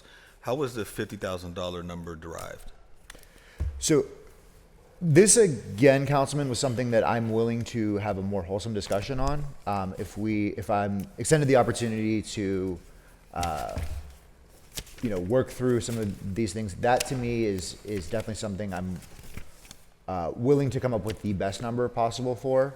That is, I think that's a starting point there of a number. Okay, thank you. Yep. So just to be clear, sort of about, I guess, where I stand on the bill as a whole. One, I'll support the councilman's amendments today, but I'm not supportive of the bill as a whole. And I'm not going to, we have a lot to get done, so I'm not going to take up a lot of time explaining why. One, I don't believe it was correctly written by writing over the overlay district section. I believe this bill should have been its own section, an inclusionary zoning section. I don't believe it should have been written over the overlay. But two, and more concerning than that for me, is as written, I believe the bill is fiscally irresponsible. Our first job when we sit here at the table is to wear our fiduciary hats and our responsibility to the citizens. I think over the years, I've proven I'm very much a tax and spend person, and I've been creative in finding ways to pay for the things that I think are important. And one of those has been affordable housing. So members will remember I authored and slowly garnered the support of all those at the table to write the Housing Opportunity Fund bill, and then lobbied and worked with all members to eventually get up to the $10 million number that we now send over to support affordable housing. I then lobbied for years and eventually worked with our current administration to do the bond to pay for affordable housing. So I am all for figuring out ways to pay for this. But as written, this is an unfunded mandate. It is, as written, it says, the financial gap burdening the creation of each inclusionary unit will be fully funded by the City of Pittsburgh, the Urban Redevelopment Authority, and/or the Housing Authority of the City of Pittsburgh. The first problem with that is we can't compel the URA or the Housing Authority to do anything. So that just doesn't hold weight. So ultimately, you're burdening the City of Pittsburgh. As we sit here trying to pass a budget that we all openly acknowledge is very thin, that we're all trying to find ways to fund things that we care about, but making them budget neutral, right? Because we can't add any more burden to us. We're now saying for any unit, and one of the other amendments in here, the councilman drops it from 120% AMI to 99. But we're now saying, which I haven't done the math, is probably around 75,000. So anyone who's building any unit for anyone up to $75,000, any gap the city of Bergen now has the legal responsibility to cover that. That would literally almost bankrupt us. And that's literally the opposite of what our job is. And so for those reasons, if and when this comes back to us, I will not be able to support this bill. But I appreciate the councilman wanting to bring forth sort of what I'll call, he can speak for himself, but what I'll call good faith amendments. I can appreciate that, so I'll support his amendments. But if and when this bill comes back to us, I will not be able to support this bill. Thank you. Thank you. Any further discussion first round? I'll just say for my part, I want to echo what Council President Lavelle said, because I largely feel the same way. I take this, the Councilperson Charlin's bill and amendments as a vehicle to consider almost as an answer to the bill that I'll call the Omnibus Housing Needs Assessment Bill, which includes its own inclusionary zoning. For the purposes of this discussion, I'll just call it the Mayor's Inclusionary Zoning Bill, although I know there are council members who support it. And, you know, while I echo some of the concerns that Council President Lavelle has with the bill as introduced today and some of the amendments, I also have concerns with the mayor's proposed bill. I do think that there are council members that I've spoken to who are seeking to find a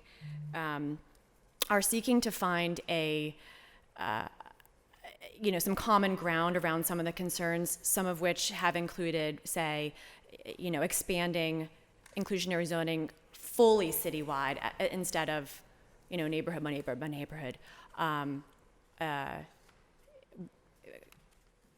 Forcing, developers and then, renters to pay the full cost of some of the gap financing for meeting the inclusionary zoning standards. Those kinds of conversations, from what I can gather from council members, there is some discussion to be had. And, if we were to, whether with amendments, without amendments, send this to the Planning Commission today, that would then end up with the Planning Commission considering both this bill and the mayor's housing needs assessment bills on January 10th at the Planning Commission, to allow for us to have our own discussion, our own deliberations, and decide what vehicle we want to use to then, actually pass inclusionary zoning that hopefully all of us can get on board with. But I do agree that the amendment of the zoning overlay, to Councilwoman Gross's point, is the wrong vehicle. That said, for me to support this today isn't to negate any of the work or to agree with that as a vehicle. It's simply as points, negotiation points, to be able to, discuss some of the merits of this versus the mayor's inclusionary zoning bill. So if that makes sense. I will move on to second round. I know Councilperson Warwick had first comment for second round. So I just wanted to reference to what Councilwoman Smith was saying, because really, everything you said, I can't agree more, right? Like and I also want to be clear, for Councilmember Charland and others, the mayor's bill or the city planning bill, whatever you want to call it, has issues, right? And that bill is, and the process for rolling that bill out was also lacking, right? In input and whatnot, certainly in talking with council members, right? So I want to acknowledge that up front. However, the way that bill is not in front of us right now, that bill will come to us.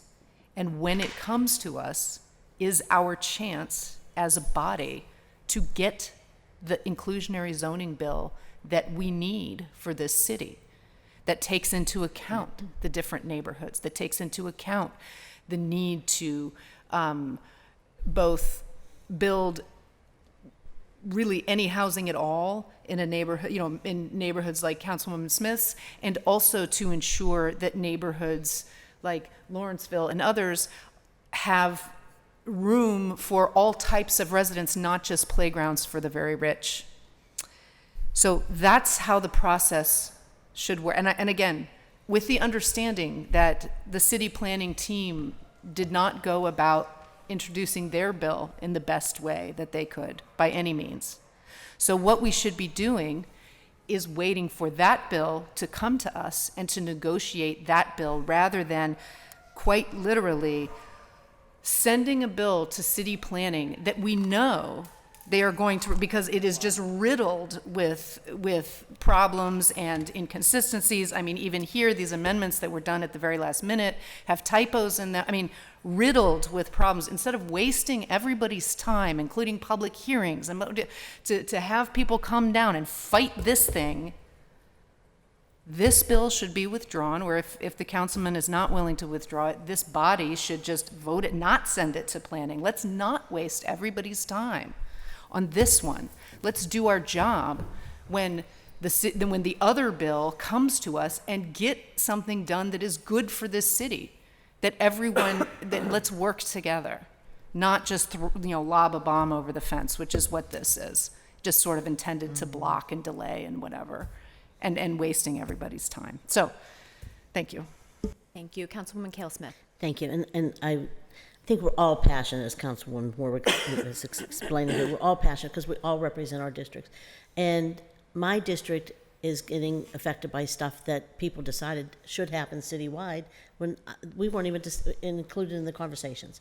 So, I mean, for me, if I felt comfortable thinking that council members would, when the legislation came over from the city planning, from the current inclusionary zoning, then that they would then have this conversation and maybe actually vote for things that are better for our districts, and not just what the administration says that they want to have passed, or organizations come in.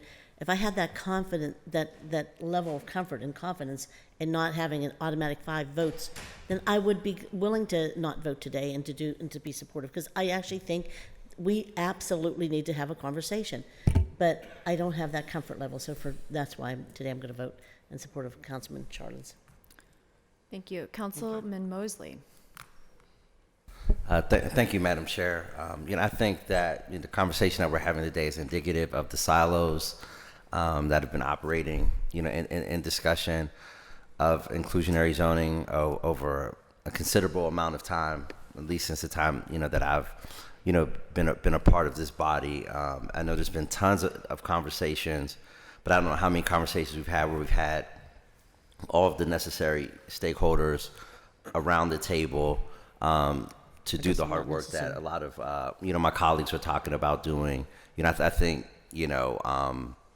there's a perception in the public that we're a lot further along in this process, but I do think that we're really in some ways beginning that journey to identify what some folks around the table have called the inclusionary zoning version that we do need, and it's going to take considerable level of collaboration and cooperation, possibly, of, folks who generally may not want to even come to the same table, to figure some of this stuff out. As we can see, there's a lot of passion because we are in a housing crisis, in this city, and we are all hearing the cry from our constituents and the folks that we represent, to get something done and do something about this crisis that we're all wrestling with, that has ramifications, in a myriad of ways, to the lives of the people that we represent across the city. I will not be,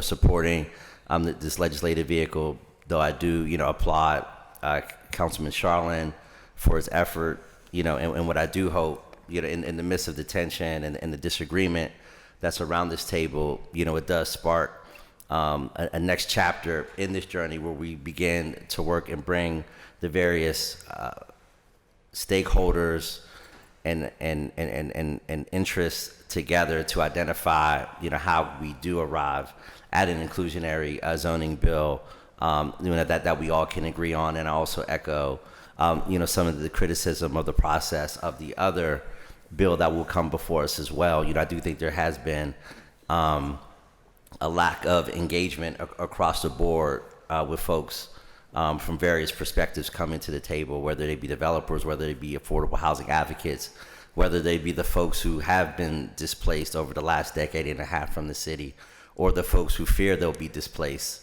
or some of the folks who make over 120 AMI and can't find an apartment in a neighborhood they would like to. So I look forward to those tough conversations, much like the tough and difficult conversation that we're having today. Honestly, I do think it's healthy, to the process, and I think that's the only way that we're going to get to a bill that actually, serves the best interests of the city. Thank you. Councilperson Charlin. Thank you. So I really appreciate all the discussion here. I actually just want to echo Councilman Mosley's last point. I actually don't find this conversation tough. I find this conversation healthy. I think we need to have more robust conversations around our affordable housing policies. And, to be clear to members, my preference for my bill is that we would hold it and we would work on it. I know, however, that I do not have the votes to make that happen. So my amendments that some might categorize as last minute, and certainly the printing issues we had this morning from all the paper that we had, did make this appear last minute, but this is my only opportunity to amend the bill before we send it over, because I know we will not have the opportunity to work on it further. So that's the intent for that portion. I do also, on that note, if I will be allowed interrogatory, Councilwoman Warwick, I would like to understand why my bill that you said needs fixing is inappropriate, while the mayor's bill, which also you think will need fixing, is appropriate. What is the difference between those two? We can't fix the mayor's bill because it's not in front of council. So what we have is an IZ bill. There is an IZ bill that is already going through the process, right? That we have all been talking about and we have all been working on. We've all been working very hard. Maybe you have not been involved in those conversations. I can't. But, working with the administration, talking through with housing advocates of all sorts, including pro-housing, who you were saying helped write your bill. That is a process that is taking place, and we have yet that process is ongoing, and lots of effort has been put into it, and that bill is on its way to us to fix. This, rather than working with that process and engaging with your colleagues and engaging with the administration and engaging with with all the variety of housing groups across the city, you have put in this other bill that is, quite frankly, upset lots of people, made these negotiations significantly harder, and has everybody scrambling during the busiest time of the year. So that is why I think that we should, I would love if you would withdraw this bill, but I certainly think that we should not bother sending this bill to city planning to go through all the rigmarole of public hearings and whatnot, when we know that it's not a good bill, and we already have a bill that we're going to work on that's coming our way. So rather than do that twice, and by the way, my understanding is that the mayor's bill doesn't have the votes, and so that's the beauty of it, right? It's the votes that you need, and so that's why, whether the mayor did it before or not, which I agree, like that, their team could have done a better job engaging members, including myself, right? They're going to have to engage us one way or the other. So that is why I'm asking again to, if the intention was to spark a conversation, great, mission accomplished. If the intention was to light a fire, great, mission accomplished. But now you can withdraw this bill and let us actually get to work, doing the negotiation that needs to happen. Thank you. So, I understand that this is the busiest time of the year, and again, that is why my preference would be to hold this bill and move it into a time when we would have time to have a wholesome discussion about the actual policy things that are in this bill. To Councilman Lavelle's point about the offsite developments, that's something I think we need to have a discussion on. We need to price that out and figure out exactly what that rate should be that we're putting into for offsite development. That needs to be a real conversation that we're having.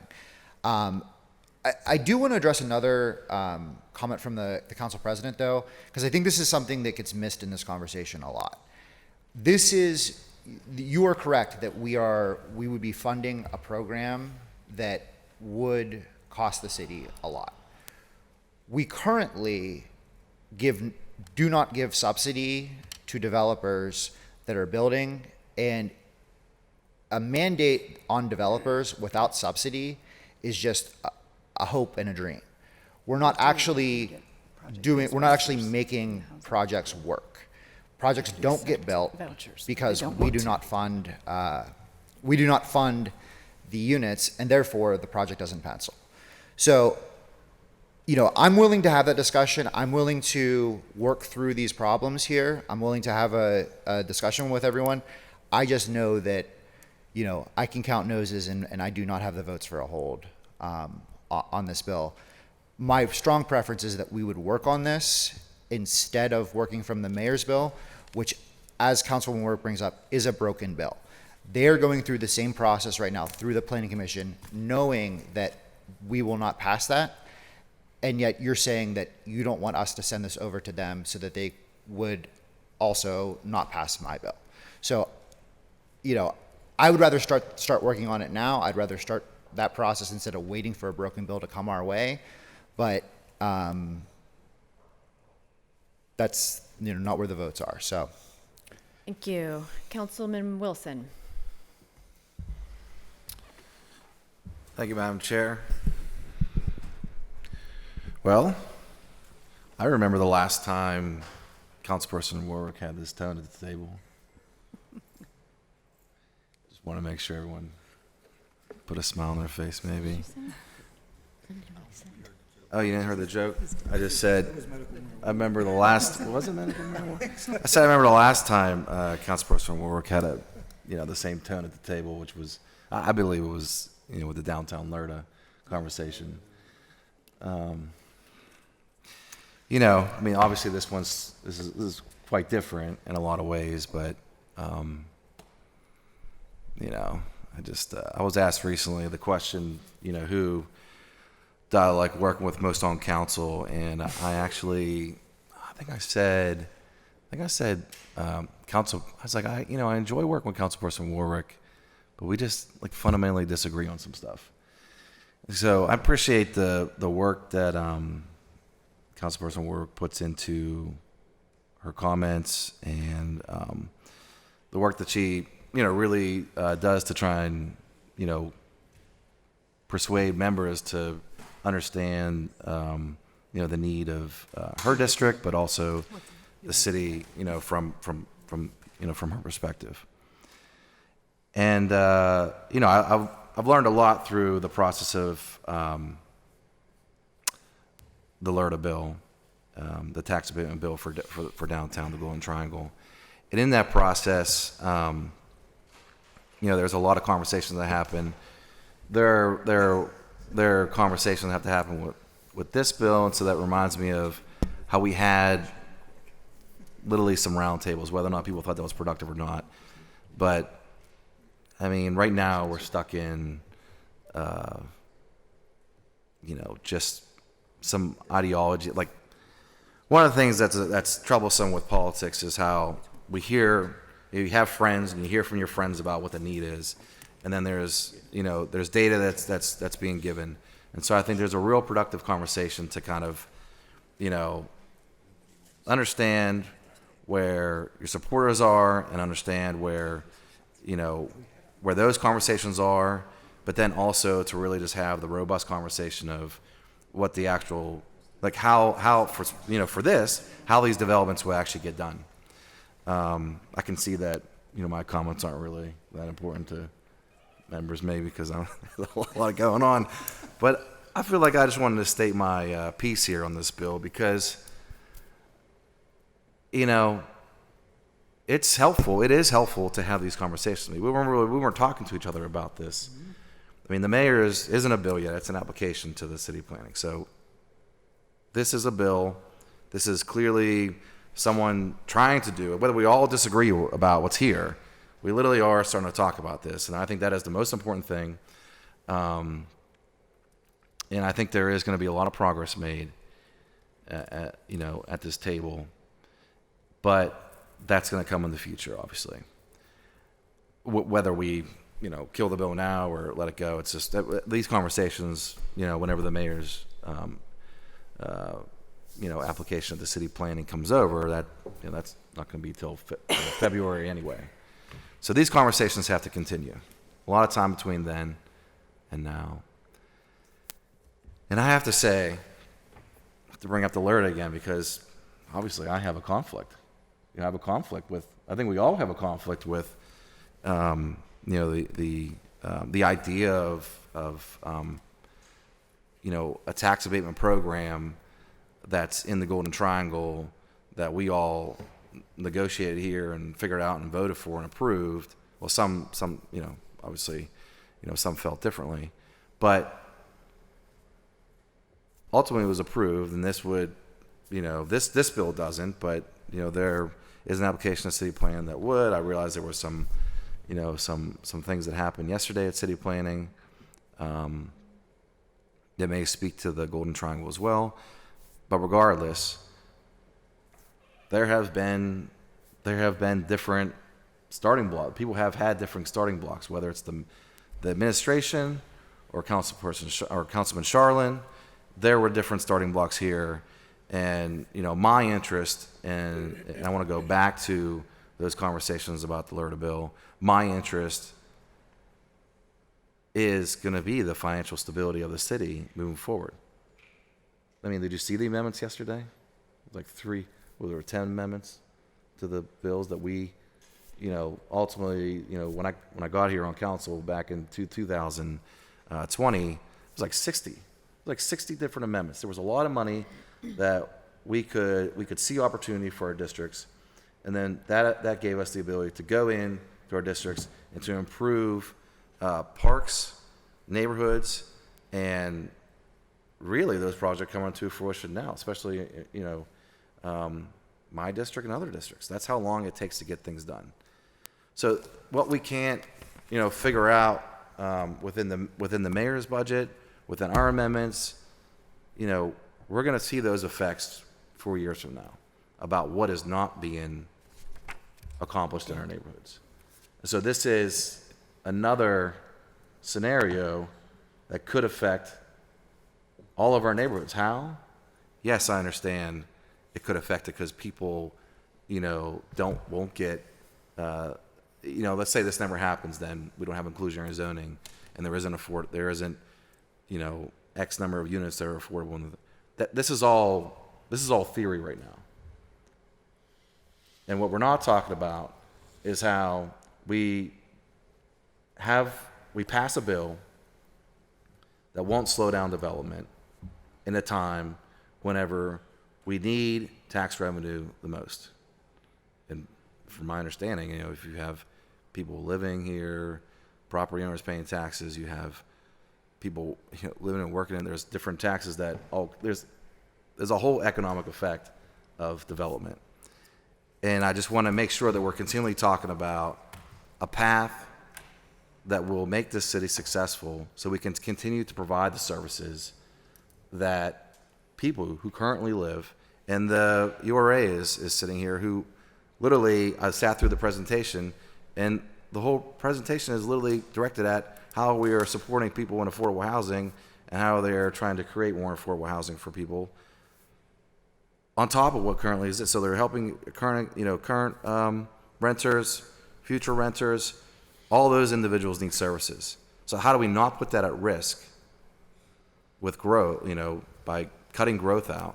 I mean, everyone agrees that it's going to slow down development at some point if we just pass the application that's at city planning right now. But if we actually work to figure out how the city of Pittsburgh can move forward with growth and also include inclusionary zoning, is there a path? Possibly. We should work on that. And that's what that's the heart of the conversation I want to do. You can't look at the news and say that we're okay. You know, I want to see conversions happening downtown that are not being subsidized. That means that it's organically happening. People want to invest in Pittsburgh, and investors, banks, are putting their dollars into Pittsburgh. To me, that's what matters most right now. Because there's no way we're going to be able to provide services. Well, we could raise taxes, but how will we actually plan to not raise taxes? How do we actually figure that out? And so I think that this is the beginning of those conversations.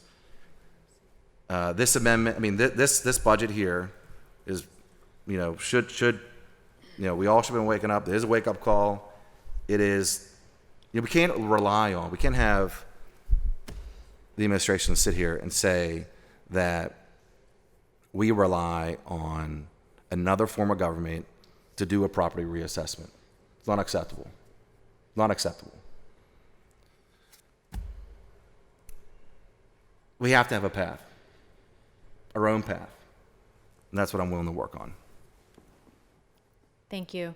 We have Council President Lavelle followed by Councilwoman Gross. I want to remind everyone we have 4 amendments on the table still to consider. So we'll take these and then we can deliberate on the next phase here. Thank you. I'll be very brief. Just to respond to Councilman Charlin's question about how much should developers be putting up per unit. The minimum amount that it costs to build any unit of housing in our city is $350,000.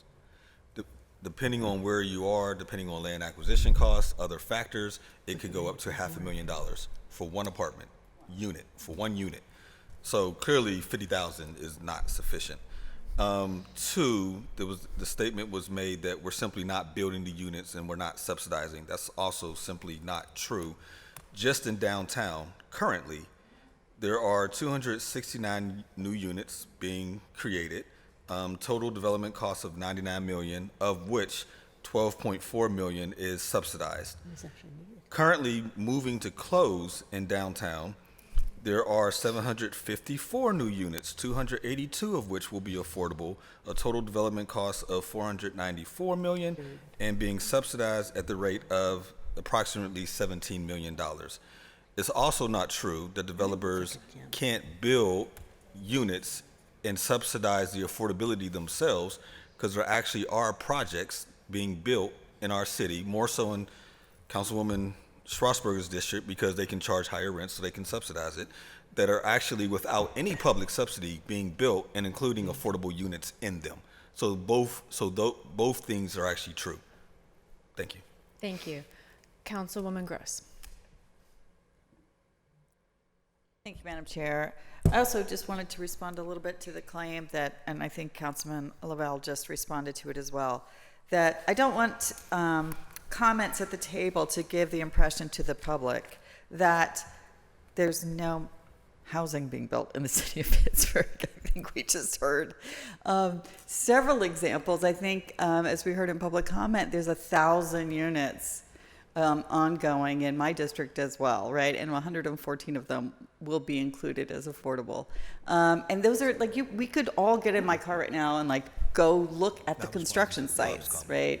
They're not giving up or in despair because they're in the inclusionary zoning overlay, right? They're just building these buildings. I hope, Councilman, I see making faces. Councilman Zarlin, I am happy. Right after we finally get out of this chamber today, you can get in my car with me and we can go straight to them. You can see them for yourself. You don't have to take my word for it. And so there are many, many units of housing being built. And I do think that the debate for us at this table, not today, and not in response to this very hostile amendment to, again, 5 years of work for the neighborhoods that it is covering right now, right? So started in Lawrenceville. Only Bloomfield wanted to join in at the beginning, and the previous administration was opposed and said absolutely no way. And they were furious about that. And we finally did get to add both Polish Hill and Bloomfield in a few years ago, and most people here voted on that addition to the table. Again, it's been many, many years of community call to action, and to have another council member just say that oh, well, now you've got to do it all over again. I'm just gonna throw an amendment on the table to your years of work that says that you have to have community process or you can't have your inclusionary zoning overlay back, is preposterous. They already did the work. And it doesn't apply to any portion of, south of the river at all. So there was a way to do this, not only in kind of the protocol and respect to colleagues, but also to just have put it in its own section. And it wouldn't be causing the damage and harm and distress that it is doing so now. And it could have probably actually also not have been quite jumbled. I just wanted to clarify that, and again, I'm trying to keep it short, that the neighborhoods did their self-organizing and were very clear at the request. And so this notion that stripping away their current overlay that applies to them is somehow more empowering to other neighborhoods is insulting. And I'll leave it there, Madam Chair. Thank you. Okay, we have Councilman Coghill. Thank you, Madam Chair. So I want to start with saying this. I was never a big believer in inclusionary zoning. I don't think it's government's position to force the hand of developers or private contractors. It's just, in the end, typically doesn't work. I voted for it because I do believe in certain districts, District 7 for an example, I felt, okay, the councilwoman wanted it, and I felt like the neighborhoods wanted it, so I voted for it there. That being said, I would have never voted for that, knowing that the administration is now coming back and saying, let's just do it citywide. It doesn't work in my district. I don't want it on the table. And Councilwoman Warwick, when you say it's not in front of us, we know it's going to go in front of the Planning Commission. We know it's going to come back with a positive recommendation. And I am not going to take that risk, that 5 of us, when I've heard council members say they were ecstatic about the inclusionary zoning citywide. So I will not take that risk. I'm not saying I know Councilman Charlin's bill in and out. I'll never probably read the amendments, I will tell you. But one thing it does for me, it guarantees that inclusionary zoning is not going to be forced in my district. And that's what's important to me today. I look after my district, the zoning and the overlay of my district is very important. I do not want to deter development there, period. And if this administration or whomever on this council is not willing to say, I am against inclusionary zoning citywide, well, I am for blocking what's coming to the Planning Commission from the administration all day long. That's what's important to me, so that's all I'm going to say. And that's Thank why you. you were voted Thank the most you. trustworthy council person. Remember that year? Do we have a motion on amendment number 1 for Bill 1284? Could we do a motion or amendment 2 first? Amendment 2. Do we have a motion on amendment number 2 for Bill 1284? So moved. Second. Discussion on a motion to amend. We need a motion to amend. I apologize. Motion to amend, and I also need to amend this amendment. I have a friendly amendment that I'd like to talk about. So motion to amend. Okay. Do we have a second? Second. Second. Discussion. Councilwoman Gross. Thank you, Madam Chair. I assume from the kind of brief overview that the sponsor gave earlier that and I'll help members because this is very confusing and I know people, the public can't see it. So, the packet that says Amendment 2, and then you go to page 8, and then it's the yellow highlighted language up at the top is what Councilman Charlin gave to us emailed to us at 11:11 a.m. today.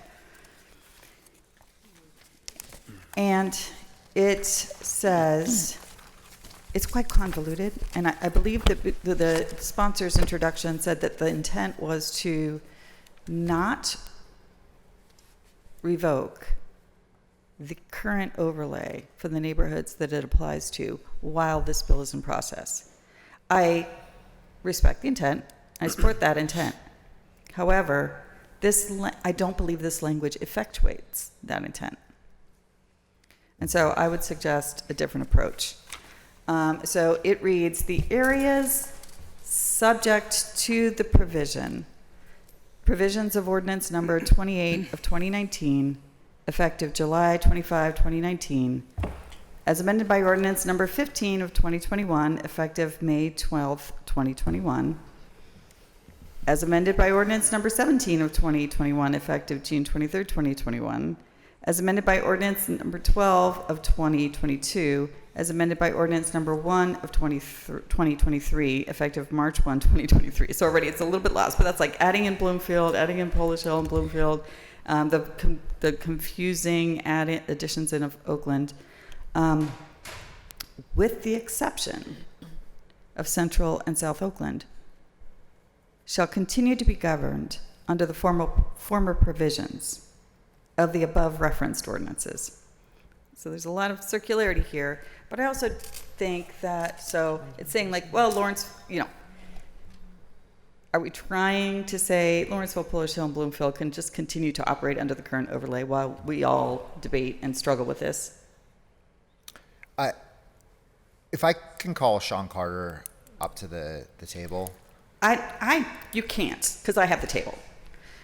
So we'll put pause on that. So you don't know, or you do know what the intent was. It's just the intent that I'm asking about. No, my intent is that the existing overlays continue to exist. So while we're debating this. Correct. All right, so I support that intent. Can I clarify that was the just answer a second? to my question. Because it was. So I support that intent, but I don't think this language effectuates that. And I think we should bring people up to the table to clarify whether or not it does. Can I clarify my intent a little bit further? If it's brief. Yes. So the intent was not just to keep this in place while we're debating this, but also if this bill is passed, to keep those areas, they don't have to go through the community process to become IZ areas. They're immediately IZ areas if this is passed. Thank you. What about while it's not passed? They're still IZ areas. They actually aren't. So again, I think that the flaw in the language is that you cannot say we're amending this overlay, but also the overlay still applies. But the overlay doesn't apply while we're amending it. But we want the overlay to apply. It's wishful thinking, and it doesn't actually effectuate it. And so I would like to bring a member of the law department to the table. Madam Clerk, do we have a law department? Yes, thank you. Yes, yeah, of course. Thank you, Mr. Exelis.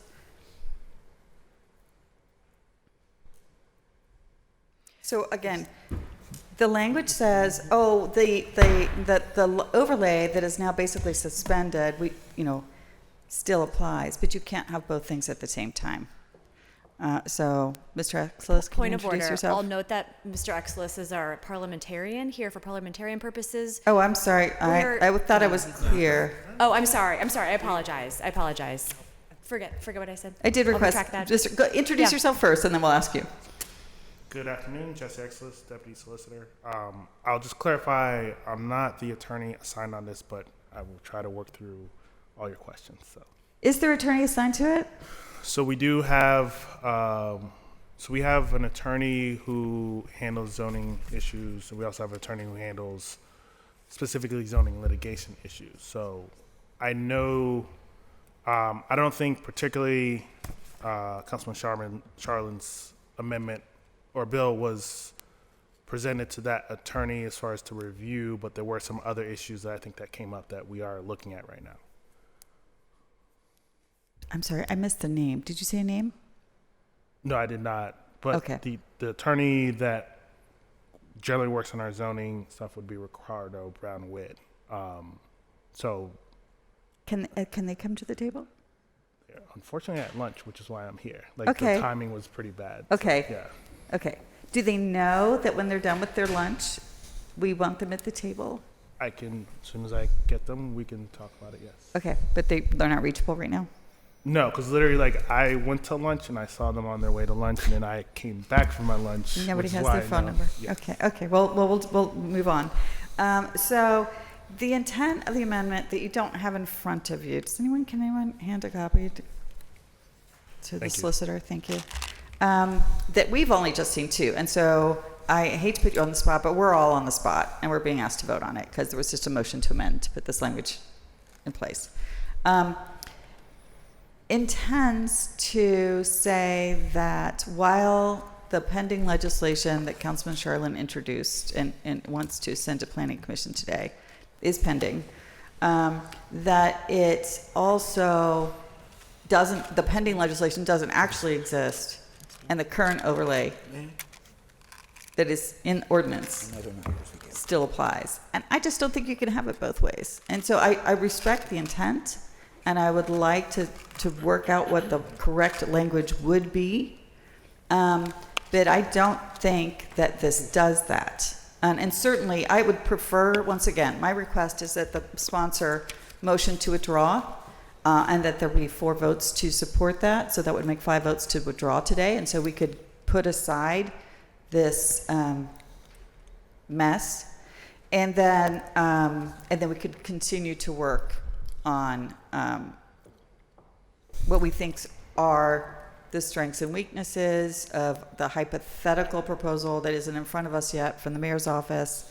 And we could also really have, I think, the kinds of robust conversation that some members think we've had that I don't think we've had. I think there's a lot more to be said and a much greater depth. So, Mr. Exelis, I was giving you a little bit of time to look at this while you're sitting there. And then my second request would be for council members to just vote no on the motion to send it to the planning for report and recommendation, because that also would just kind of set this bill aside so that we could get to more serious conversation. Because I don't believe that this level of conversation about language that is clearly not there, because it's still being worked out. Could have been done before it was introduced.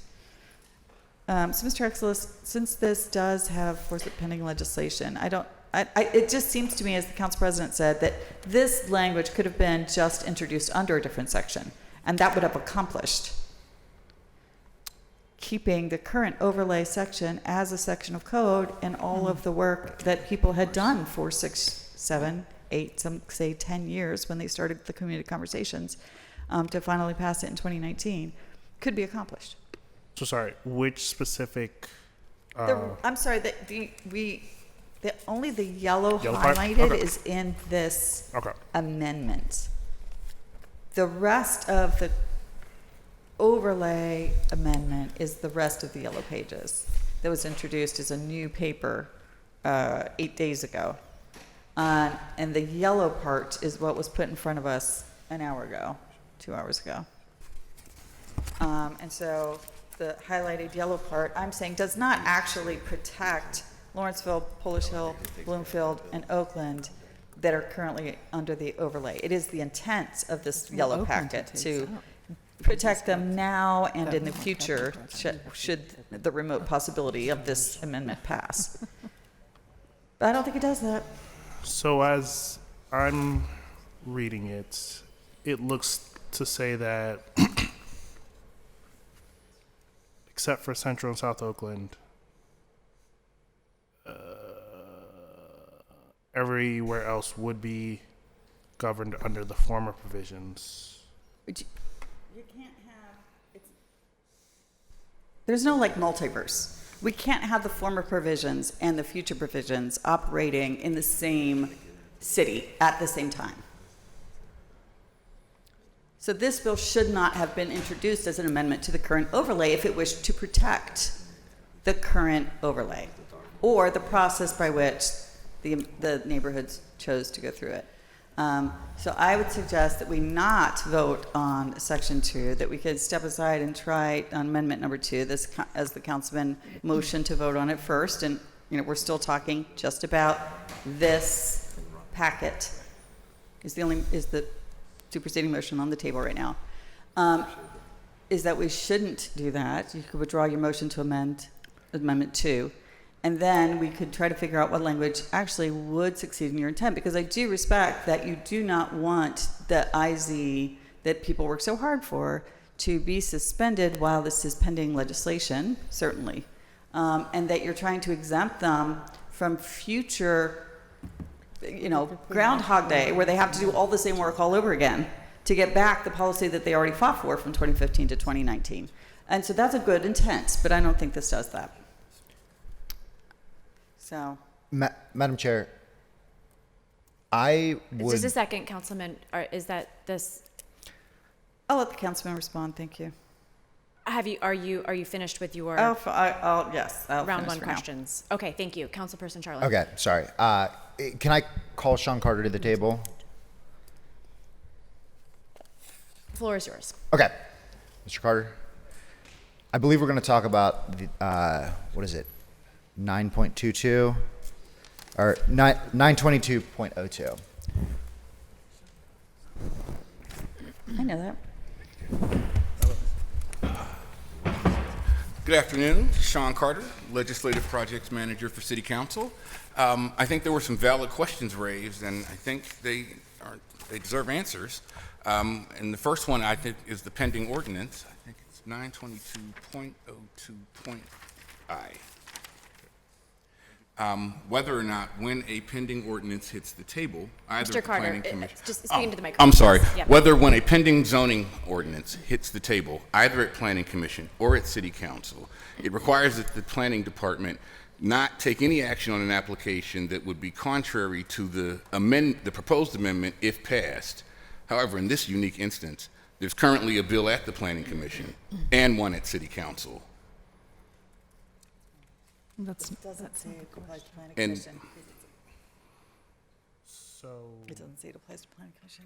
to Sean Carter's point, I think the substantive issues of what he's arguing Last page on is the back. subject to interpretation of how it is perceived. I think before we can really answer that question, honestly, like, we are working with zoning to kind of understand that piece and be able to give legal advice. I don't think right now it'd be prudent for law to give an answer, mainly because I'd rather have an executive session to kind of understand the legal background on it and kind of legal issues that kind of implicate what Sean Carter is saying. And so I don't think law would be prepared to like make that definitive answer right now. Okay. I'm sorry. Yeah. Yes, I'm sorry. So, in your best understanding of the code, does this do what we intend it to do? Well, there's certainly an intent to permit the existing inclusionary zoning overlay district to survive the repeal of Section 907. I can't say that councils ever utilized this mechanism before, but the state legislature uses it all the time, where they repeal an existing provision, but put a successor provision in to survive what was subject to those previous provisions by reference to the Act of Assembly in that case, which brought it into effect. That, again, you'll have to refer that to my friend over here to analyze the provision and determine whether it meets the intent, but that was the intent. Okay. And it was a miscommunication between us that caused the inclusion of that, with the exception of Central and South Oakland. I misunderstood you. Right. I understand that. All right. We have a city Is there council intention to make a voice amendment to this amendment? I would like to make a voice amendment to strike with the exception of Central and South Oakland, strike that to the end of that sentence. So we have a motion. No, you would just be striking with the exception Oh, of I apologize. Central and South Oakland. Thank you guys. With And the the comma. Yes, Is that at the your end of motion? comma. Yes. Is that your motion? So there's a motion, there's a second. All those in Second. favor of the voice amendment for Section D, please indicate by saying aye. Aye. Aye. Opposed? Abstained? Okay, this voice amendment passed. The amendment number 2 is still on the table. Any further discussion as amended with a voice vote? Council President Lavelle. Thank you. So coming into our discussions, I was against holding this bill for any amount of time. It may be prudent because we're literally thinking out, we're working this out in real time, obviously. It may be worth holding this for 1 week to get a legal opinion. My understanding, and correct me if I speak out of turn, Jesse, my understanding of zoning bills is that once this is introduced, the pending legislation has the effect of not being legal, but rather nothing contrary can be done to it. You talking about to the bill itself, or no? Sorry. Once, so I'll give maybe an easier example then, because this is very complicated. Many years ago, I introduced a bill that said in any specially planned district, you had to have, I think it was 30% affordable housing. That then meant that the Penns could not move forward on any development that did not that was contrary to what I had until that bill was disposed of, because it was zoning. Because this was written over top of an overlay district, my understanding, it effectively repeals that district. And now the councilman is trying to put in language, which I appreciate, is trying to put in language that says, no, I don't necessarily want to repeal what the bill actually does by repealing the overlay district, but rather I'm gonna now insert language that says the overlay district can still exist. Okay. And the struggle here is when the beginning of the bill, you strike out all the boundaries, you're striking out zoning overlay and putting new definitions in place. So I appreciate his intent. I'm not sure how you reconcile the two. Okay. So the example you use, I think while the bill is in play, it isn't in effect like legally, but I think from the prospect of like an applicant or something like that, they're like, this is assuming city council approves it, this is to come. So even a pending situation could possibly get unraveled because now this new bill that has become an ordinance has like ruined that possibility. So I think the foresight is like, it's not going to work. So everything's kind of stopped in play because of the impending kind of situation. So to use, I think that as for this, as you said, is like complicated. I think the problem is like technically this bill, even though it's not in effect, isn't changing stuff, but it is possibly changing stuff. So like in the moment, it's not repealing, but I can see the concern that like if it's approved as is, the language as is, then it does repeal. Like the effect is that it will repeal it, so it causes concern. So I think to answer what I think the question is, it's best to not, well, okay. It's kind of best to circle back and try to figure out with the idea of what the intent of Councilman Charlin has, like what is trying to be fixed with this and try to get that into the, I guess, in a new amendment. Because at this point, it seems like it's unclear as to whether his amendment would actually fix whatever the intent is supposed to be. Does that make sense? Or if no, no, it makes sense. When would you actually, okay, realistically speaking, when would you be able to have appropriate language? Well, I'm gonna go to the attorney today. Like right after this, make sure he's done with his lunch. We'll get started on it. What would be helpful is if you can give a specific question real quickly, I can make sure we kind of try and answer that question as soon as possible. I will say though, I have to talk to the solicitor to make sure like what our response is fully approved and everything like that. Actually, Sean wanted to chime in, but I believe the specific question is, does the language, I believe it's on page 8, that's highlighted in yellow, does that indeed ensure that the overlay districts currently in existence are still effectuated? Like the rules still apply? And in the future? Okay. All right. Okay. Sean, could I make a suggestion?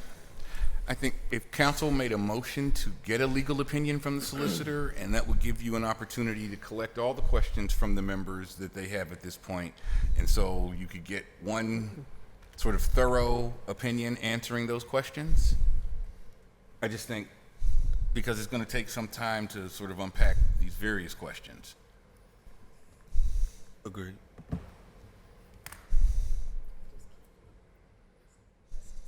I mean, I'm going to get started as soon as I get back to y'all. So I believe you. Yeah. You don't got to.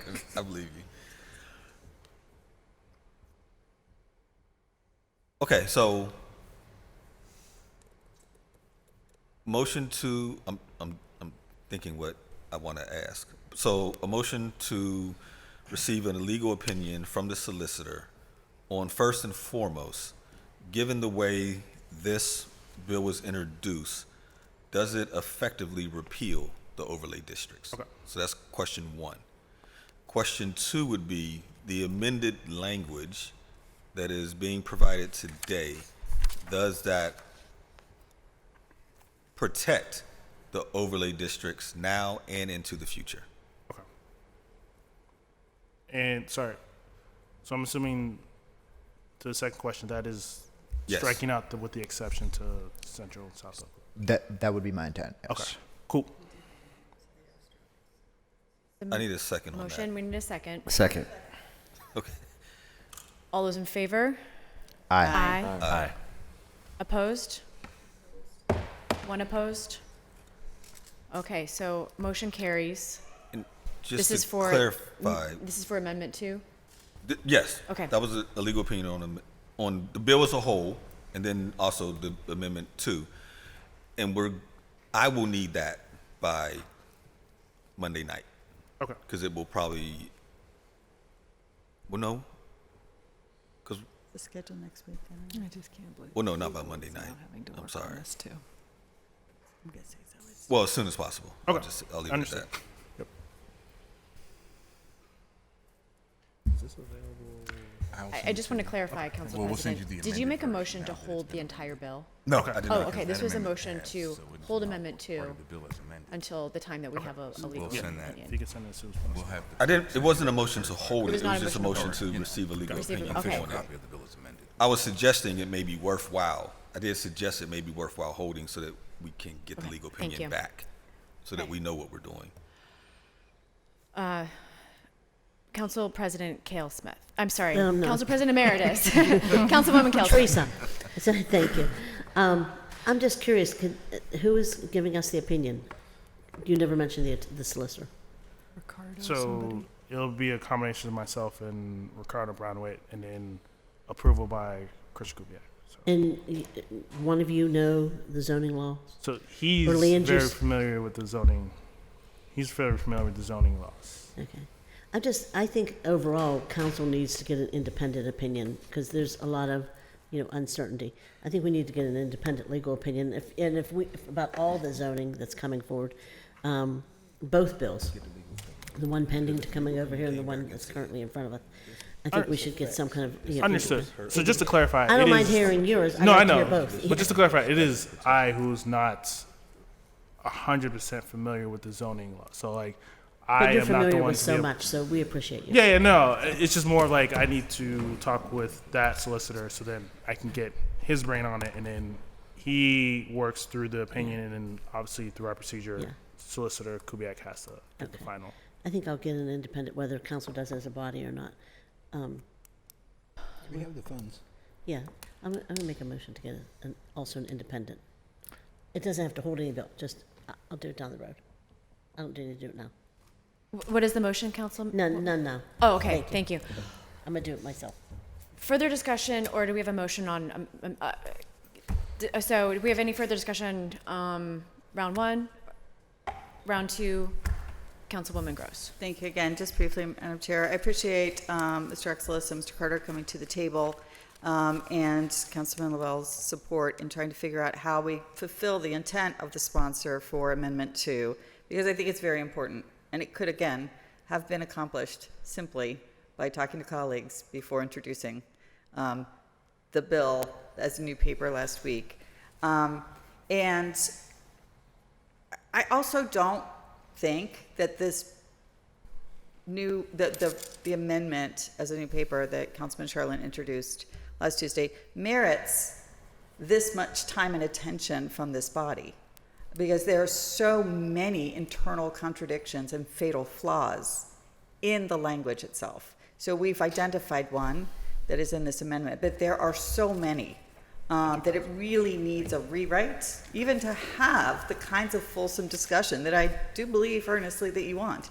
And to do this is the not most productive way for anyone's time and resources, let alone the public, in trying to follow the discussion.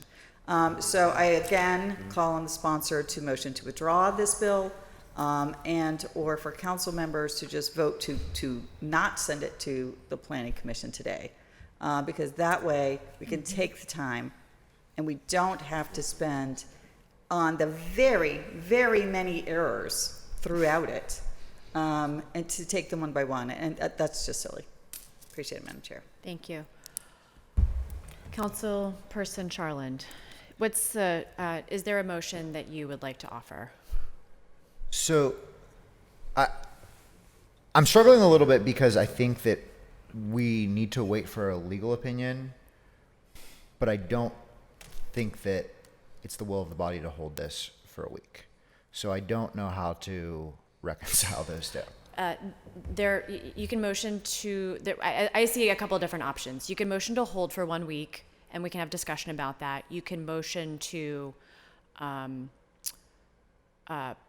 approve, and we can have discussion about that. It's your choice. Can I motion to hold for 1 week for a legal opinion? Do we have a second? Second. Discussion. Councilmember Warwick. I just want to reiterate Councilwoman Gross's point that this is, so now, now, in addition to city planning, ourselves, everyone who's come here to testify, now we have our solicitors spending their valuable time on this bill that is, anyway, I'll leave it at that. Thank you. Any further discussion? Okay, so the motion on the table is to hold amendment number 2 for 1 week. We'll have a roll call vote. Madam Clerk? Madam Chair, Amendment 2 passed as Amendment number 2 as amended passed. The voice vote was to amend the amendment to strike that section of the bill. We have not taken a vote on the amendment as a whole. Yeah, that's correct. So this is a motion to... Why would we motion to just, may I? We have discussion on the... Certainly. Motion. So I don't understand why to just, how would you then ever have that amendment be part of the bill? I guess It doesn't make any sense to my me, hope here again. is that we would hold the whole bill for 1 week to get this opinion so we can amend it properly. But there's no holding one amendment. Unless you're just, like, it doesn't make any sense. Yeah, I guess I would prefer to motion to hold the bill for 1 week to get an opinion. Okay. Would you like to withdraw the motion to amend through amendment number 2? Yes, I'll withdraw that motion. Is there a second? No, actually, I don't think that was my question at all. It just, you can't hold an amendment to a bill that's on the table. Correct. At standing committee. So I didn't ask that we hold or not approve the language, even though I question it, right? We had a voice amendment that struck out South and Central Oakland. So it's to, what? So I change it. I would like to motion just to withdraw the hold. approve this amendment as amended by voice vote. You have to withdraw the motion to hold the amendment 2. Okay, I would like to withdraw. I withdraw the motion to hold. Can you repeat the original motion that you just said? So the original motion is I would like to motion to approve the amendment, but I believe I need to motion to withdraw my hold first. Am I Motion correct? to withdraw the hold. Do we have a second? Second. All those in favor? Aye. I Aye. don't think you have to vote on that, but yeah, whatever. Motion to approve this amendment. Second. Amendment 2. It's already, As amended by voice vote. Sorry. Do we have a second? Second. Second. Roll call vote, Madam Clerk. quick discussion? Discussion.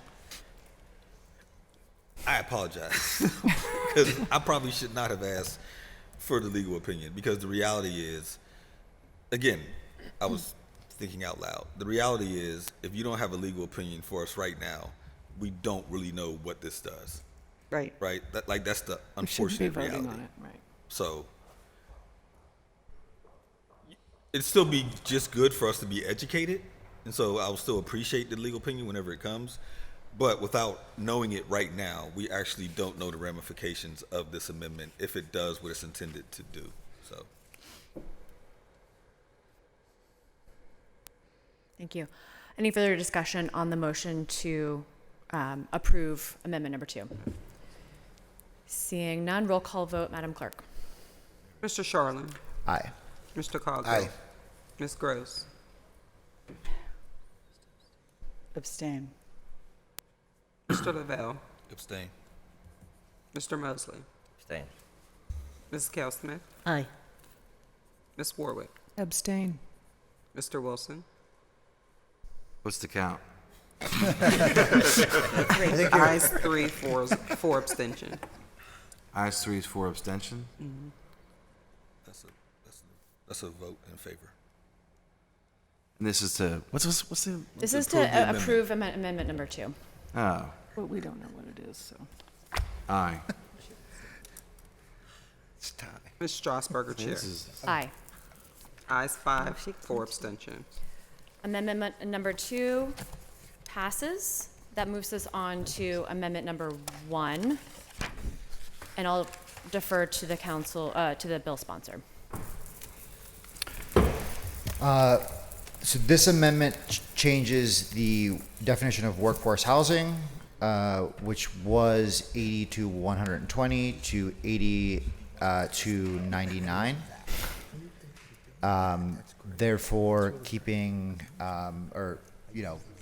listening to some criticism that we've heard about this bill. So, motion to approve this amendment. Second. Discussion, Councilwoman Warwick. So I just want to say again for all members regarding the previous, but we are actively voting on a bill and amendments that nobody understands the legal ramifications of, that nobody, I just want to make that clear for the public. So at any rate, on all of these amendments, which again were emailed to us at 11:11 this morning when we were already in session here, and then were delivered, 20 minutes later to the table, and we have all had in our hands, as we are trying to do the rest of the voting for this meeting, these are the amendments that we are voting on now. And the reason that I am abstaining, I speak for myself, is because there is no way for us, I don't think, to, in good conscience, vote on amendments with this much confusion in them. So that's all. I just wanted to clarify that on the voting on the amendments. Thank you. Councilman Wilson. Yeah, I just want to clarify, the amendment that we just voted on, it's, if we didn't include that, then it seems more detrimental to the overlay district. Maybe, I don't know. It seems more detrimental to do that if we send it to planning with that. So it has the, that amendment that we just voted on, it has the text in there to I know I'm not speaking to the amendment, but just want to say the piece on that, because, why would you want to send it, whatever. I don't understand why we want to send it over without that amendment, but, I listened to the conversation, but I withhold my comments here. Okay. Further discussion on amendment number 1. Roll call vote, Madam Clerk, for amendment number 1. Mr. Sharlin? Aye. Mr. Coghill? Aye. Ms. Gross? No. Mr. Lavelle? Mr. Mosley?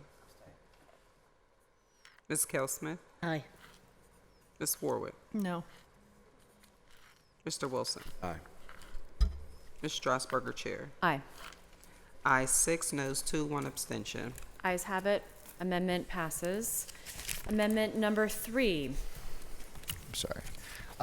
So amendment number 3 changes the length of affordable units from 20 to 35 years. Again, a criticism that was widely reported.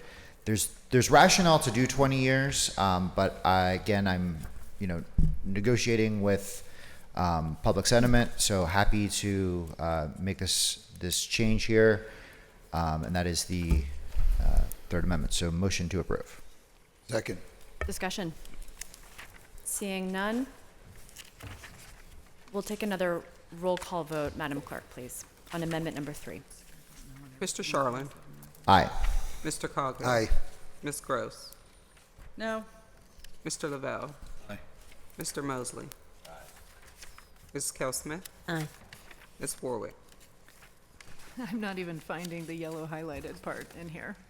No. Is it even in here? Page 9. Is that page 9? Okay. Well, I'll just abstain since. One abstain. Mr. Wilson? Aye. Ms. Strasburger, Chair. Aye. Ayes 7, 1 no, 1 abstention. Thank you. Ayes have it. Amendment passes. And final amendment of this bill, amendment number 4. Councilperson Charlin. Yes, so this amendment takes the workforce housing and reduces any financial subsidy. As we've discussed here, the financial subsidy that we're essentially asking developers to take on, this gets rid of any subsidy. What now it would be from the 81 to 99 period. So you can still build, but we would no longer be subsidizing it, and the other incentives in the program would still exist for you. So that is the Fourth Amendment. Motion to approve. Second. Discussion. Seeing none. Council President Lavelle. Discussion, sorry. With the exception of workforce housing.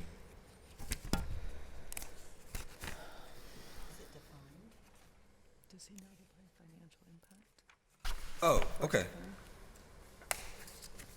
But this is still mandating that all other developments be fully funded by the city of Pittsburgh. Okay, I understand what he's doing. Thank you. Any further discussion? Seeing none, we'll take another roll call vote, Madam Clerk, please. Mr. Sharland? Aye. Mr. Coghill? Aye. Ms. Gross? Aye. Mr. No. Sorry. I can't get myself straight. Thank you. No. Mr. Lavelle? No. Mr. Mosley? No. Ms. Kell-Smith? Aye. Ms. Warwick? No. Mr. Wilson? No. Ms. Strasburger, Chair. No. Ayes 3, no 6. So the nays have it, and so the amendment fails to advance. We now return to Bill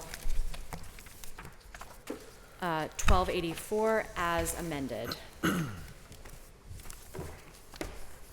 And I'll turn it back to the bill sponsor. Motion to hold. I guess hold 6 weeks. Second. Is there discussion on the motion to hold the bill as amended for 6 weeks?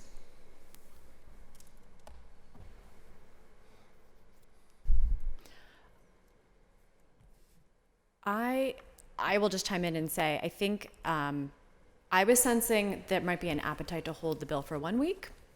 I don't know what others think, for at least some interim discussion on where we, but that is that is my comment for now. I don't know if others have comment or want to deliberate this.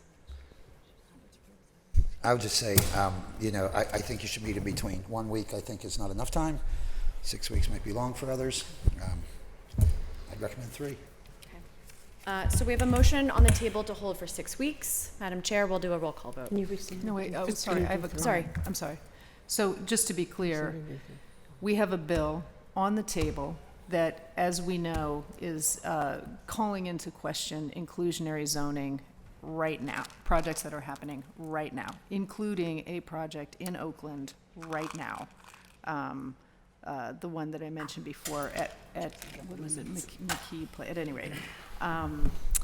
There are folks in the Oakland community right now that, because this is on the table and creating that confusion, are very concerned that the developers who are pursuing that project are going to use the fact that this is on the table, and now, should we sit on it for a number of weeks, will use that opportunity to not do the 30 affordable units that they are actively doing, and it pencils now. So I just wanted to make that clear. Again, well, okay, so by holding this, there is the very strong potential that we are actively killing 30 affordable units in Oakland right now. And perhaps others that are in process, in other neighborhoods. Okay. Further discussion? Yeah, no, I would just say to that, I don't know if you're killing them. As far as I understand, the developers build, there's no variance. The affordable is not smaller, it's the same specs as the non-affordable, so I don't think it would stop a developer. It might stop them from putting them on the market, but that's down the road. That's just my opinion on it. Further Doesn't change discussion? the construction of what they're doing. Thank you. Further discussion? Councilwoman Gross. Thank you. Just to clarify further what Councilwoman Warwick was claiming is that there is now, because of this language not being withdrawn today as it should be, nor the will on council to vote it down as we should do, that there is legal confusion, so the developers can now claim that they don't have to do what the overlay district requires them to do. That is what we tried to resolve with amendment number 2. I and others at this table have concerns that the intent of the sponsor of amendment 2 the language there doesn't actually effectuate that protection. I believe that protection, there is a will of the body to not revoke the years of work from the people of Bloomfield, Polish Hill, Lawrenceville, and Oakland, who put in a great number of years themselves, but that we haven't done that.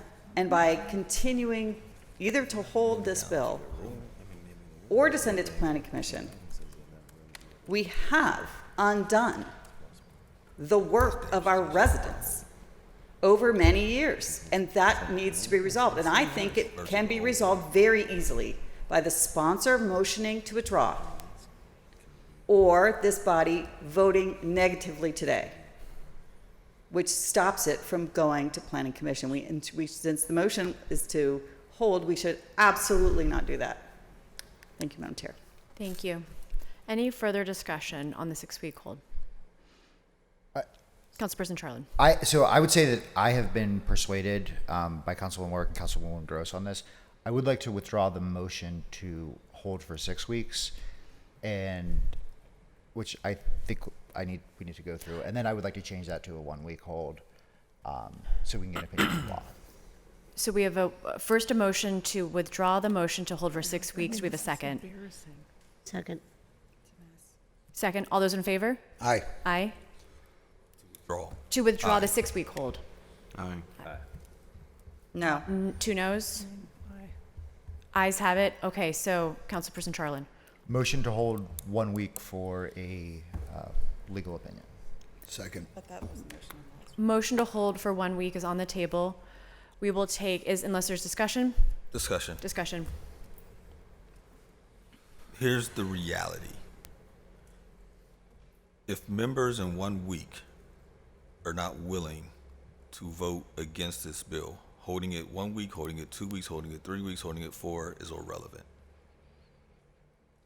Yep. So that's just the reality. So just for members.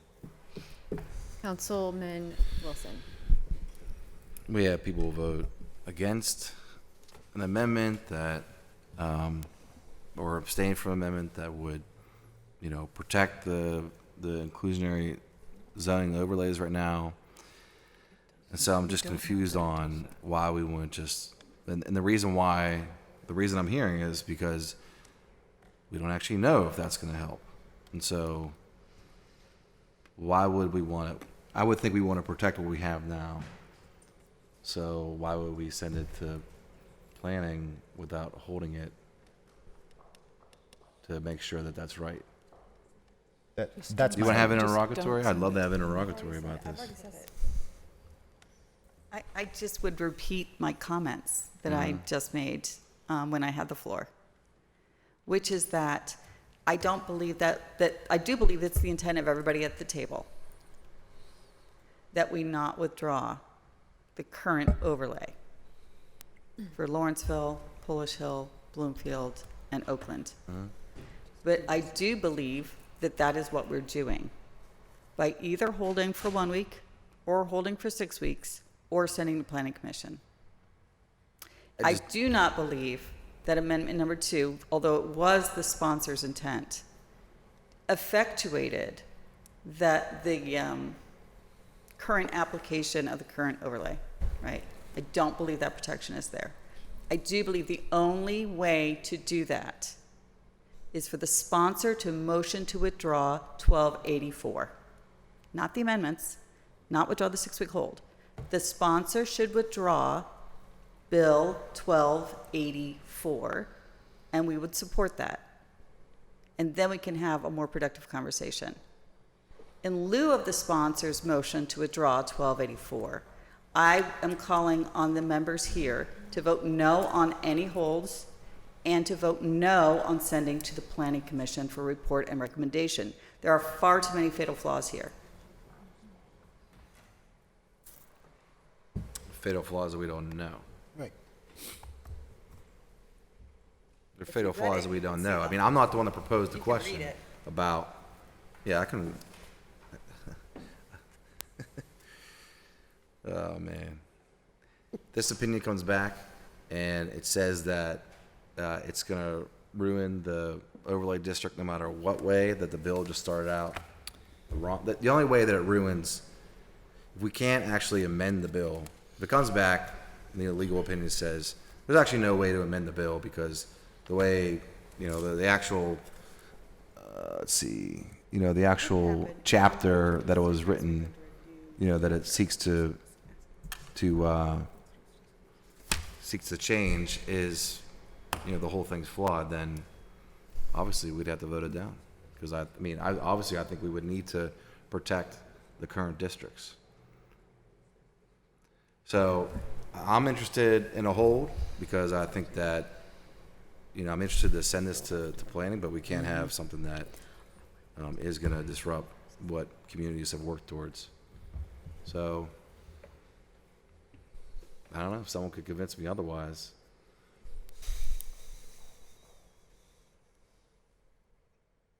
I think I'm interested in the motion for 1 week.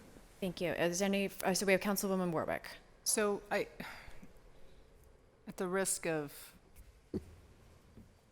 doing Councilman Charlin's work for him, or, the good faith thing to do here would be, as Councilwoman Gross has said, withdraw this bill that is amending the work that she and her community members have done for years.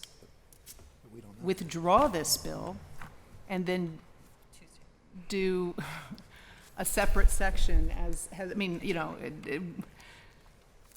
that's not something that I am supportive of, but again, just to, for the sake of sort of offering, if Councilman Charnon really is in good faith, if this is not just sort of a political move to block the mayor's bill, blah, blah, blah, blah, blah, that would be the good faith effort thing to do. Withdraw this bill, which just, completely screws up the work that communities have done. And then, take the, and I would say, if Councilman Charlin really adamant about introducing an alternate IZ bill, which is fine. That is completely within a council person's purview to do, right? To be like, I don't want to deal with the mayor's bill. I want to do my own bill. That is totally within our right to do. Do that, but do it in consultation with, all the folks who are working on affordable housing throughout this city, folks who disagree with each other on many things, right? Work with council members, talk to, do the thing. If you are so critical of the way that city planning has gone about their bill, then show them how to do it the right way. Don't just do the same thing. Show them how to do it the right way by crafting an IZ bill that actually does what, again, that would be the good faith effort, in my opinion. Thank you. Thank you. Any further comment on the 1 week hold, which is currently on the table? I'll just say, Councilman I Conklin. wouldn't recommend withdrawing this bill at all. I think that creates a path for them to force inclusionary zoning citywide, which I am not about, and my district's not about, and I believe other members at this table are not about. So for that reason alone, please don't withdraw this bill. Okay, any further discussion? Seeing none, we have the 1 week hold motion on the table. We'll do a roll call vote. Madam Clerk, please. Mr. Sharland? Aye. Mr. Cogdill? Aye. Ms. Gross? No. Mr. Lavelle? Mr. Mosley? Ms. Kell Smith? Aye. Ms. Warwick? No. Mr. Wilson? Aye. Ms. Strasburger, Chair. Aye. Ayes 7, noes 2. Bills held for 1 week. Ayes have, For legal opinion for 1 week, Madam Clerk. Bills held 1 week for legal opinion. ayes have it. Bill will be held for 1 week for legal opinion. Here's what we're going to do from here. There was a 1:30 public hearing scheduled. At this time, I don't think there's any speakers, so we're going to quickly move through the rest of the agenda, except for the budget bills. We will recess this meeting. We will hold the very quick public hearing on that bill, and then we will return to this meeting to take up the budget amendments. Good deal. So that moves, thank you, Mr. Exelis. Thank you. That moves us on to Recreation, Youth, and Senior Services Committee, chaired by Councilwoman Cale Smith, Bill 1148. Bill 1148, resolution authorizing pursuant to Chapter 173 of the Pittsburgh City Code, the naming of the gym in the Ream Rec Center to the Massalero Gym in recognition of the Massalero family, John Massalero, for the work he has done in keeping the recreation center open for his father, John Massalero Sr., and grandfather, Mo. Motion to approve? Second? Discussion? Seeing none, all those in favor of Bill 1148, please indicate by saying aye. Aye. Aye. Opposed? Abstentions? Affirmative recommendation. That moves us on to Innovation, Performance, Asset Management, and Technology Committee, chaired by Councilwoman Gross. Bill 1266, resolution amending Resolution 52 of 2024, authorizing the mayor and the directors of the Department of Innovation and Performance, Finance, and Public Safety to enter into an amended agreement with B3 Solutions, Inc. for the continued provision of software maintenance and support services for critical applications in transition guidance by extending the contract for 1 year until December 31st, 2025, at no additional cost to the city. The amended total cost not to exceed of the contract will now be $2,129,321 over a period of not to exceed 8 years. Motion to approve. Second. Discussion? Seeing none, all those in favor of Bill 1266, please indicate by saying aye. Aye. Aye. Aye. No. 1 no. Abstentions? Affirmative recommendation. Bill 1267. Bill 1267, resolution authorizing the mayor and the director of the Department of Innovation and Performance on behalf of the city of Pittsburgh to enter into an agreement or agreements and amendments thereto with ePlus Technology, Inc. for network support services to include implementing, optimizing, and maintaining the citywide network, cost not to exceed $45,000 over 1 year. Motion to approve. Second. Discussion? Seeing none, all those in favor of Bill 1267, please indicate by saying aye. Aye. Aye. Opposed? Abstentions? Affirmative recommendation. That moves us on to Intergovernmental and Educational Affairs Committee, chaired by Councilman Mosley. Bill 1299, resolution authorizing the mayor and the director of the Office of Management and Budget to enter into an agreement or agreements with MGT Impact Solutions LLC for services relating to conducting a business disparity causation analysis and economic impact analysis study on behalf of the City Regional Disparity Study Consortium, comprised of the City of Pittsburgh, the County of Allegheny, the Housing Authority of the City of Pittsburgh, the Urban Redevelopment Authority, the Parking Authority, Pittsburgh Water and Stadium Authority, to ensure that minority-owned, women-owned, and LGBTQ-owned businesses are afforded equitable opportunities to participate in local government and other contracts within our region for a sum not to exceed $1,151,590. Motion to approve. Discussion? Discussion. Yes, I do believe Chief Williams is here.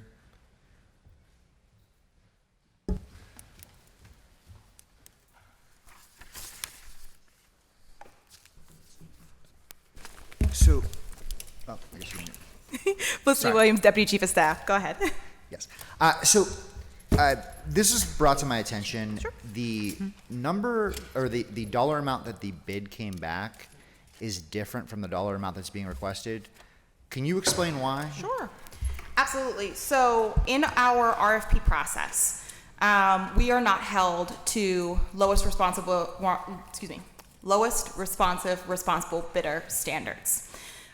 We have been working very hard over the last 2 weeks to find additional resources that have come in to help cover the cost, unanticipated costs that we have related to the disparity study.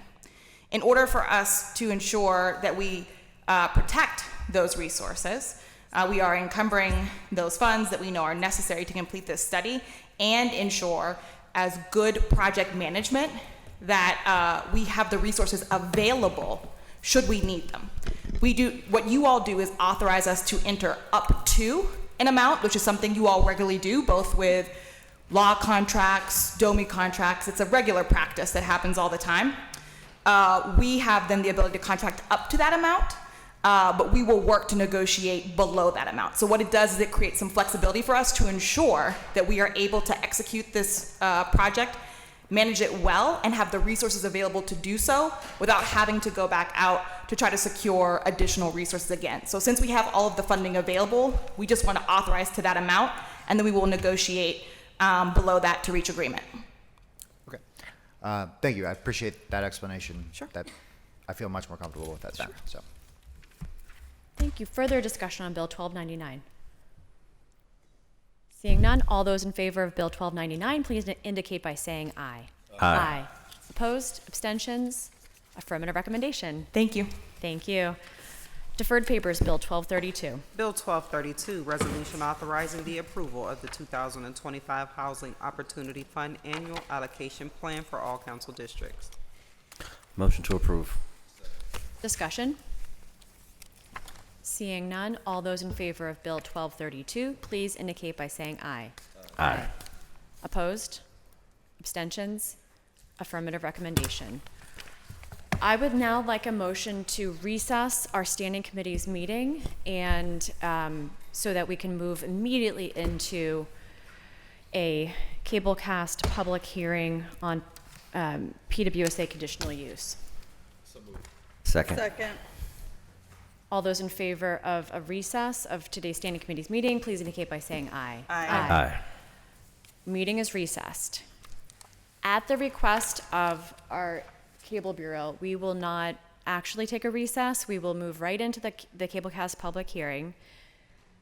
And we are waiting for a cheat sheet. Thank you very much. Thank you.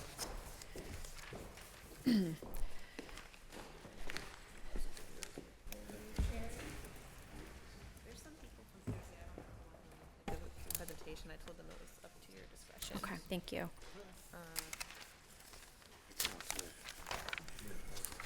Thank you, sir. Oh yeah, I'm policy for planning. Thank you.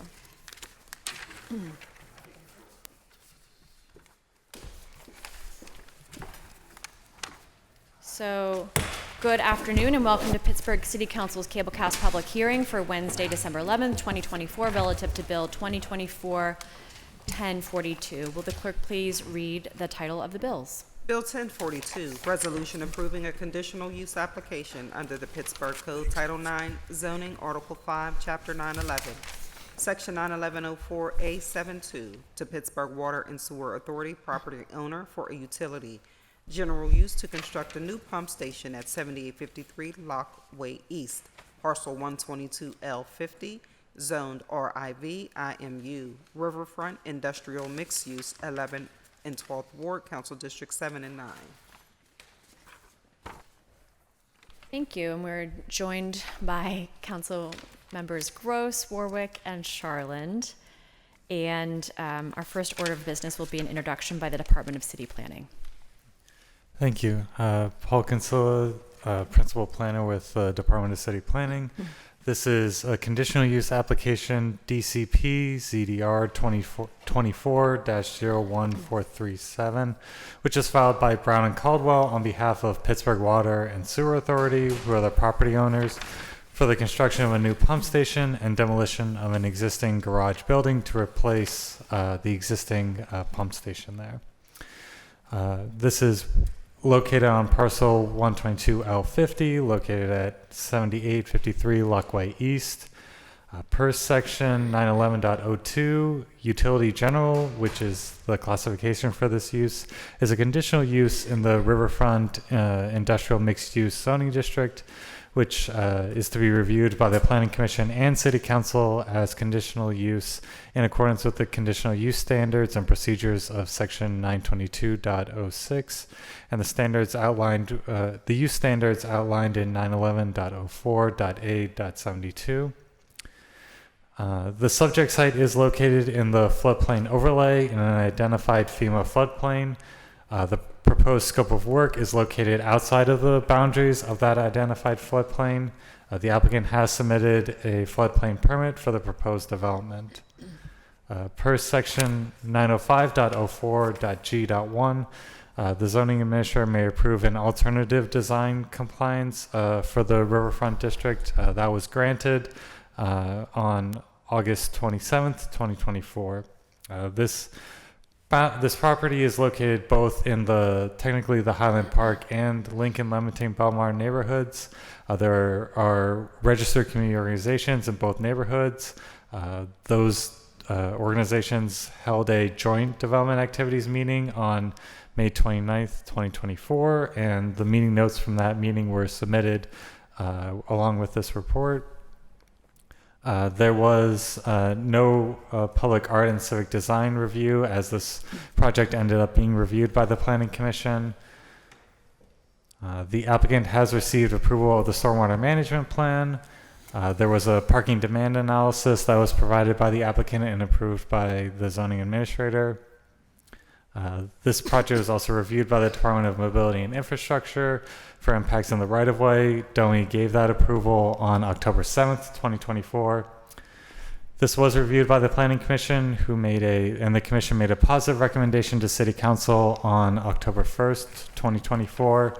The City Council is required to hold a public hearing on a conditional use application within 45 days of that action, unless the applicant agrees to an extension. The applicant did submit an extension for this application on November 14th, 2024 to allow for the public hearing to occur today. And the review criteria for a conditional use are located in section 922.06.E.1. And that's all for. Thank you. Yes. Next order of business is testimony from registered speakers, but we do not have any registered speakers. So if there's anyone in the audience wishing to address council on this matter, now's the time. Yeah, we just have applicants from PWSA if they. Would you like to address the matter? Or? Any questions from council? Yeah, no. Okay. Okay, seeing none, if there are no further speakers, we have exhausted the business of this public hearing, and this meeting is adjourned. Thank you. At this time, if there are any council members who are watching, we need 5 members in council for a quorum to continue, to reconvene our council meeting.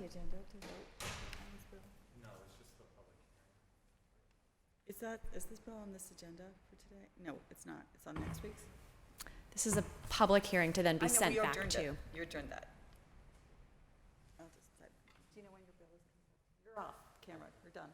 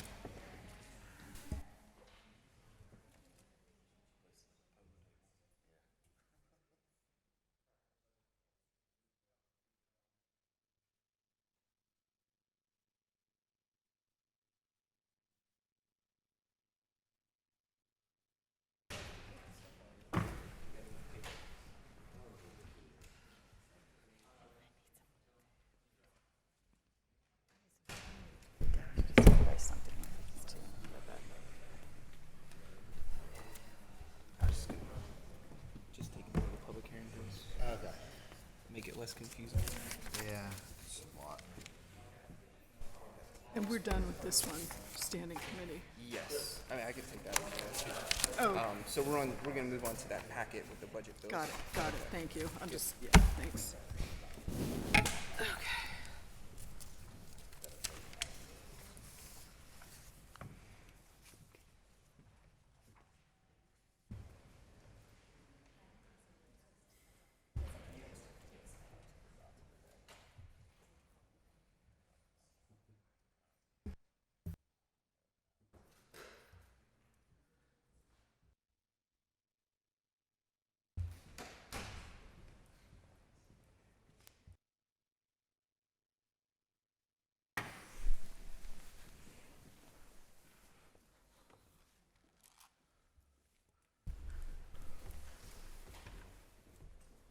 Just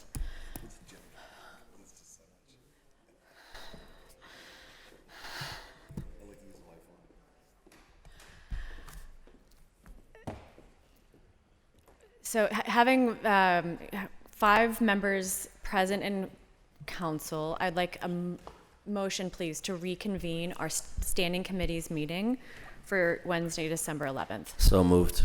Second. All those in favor? Aye. Aye.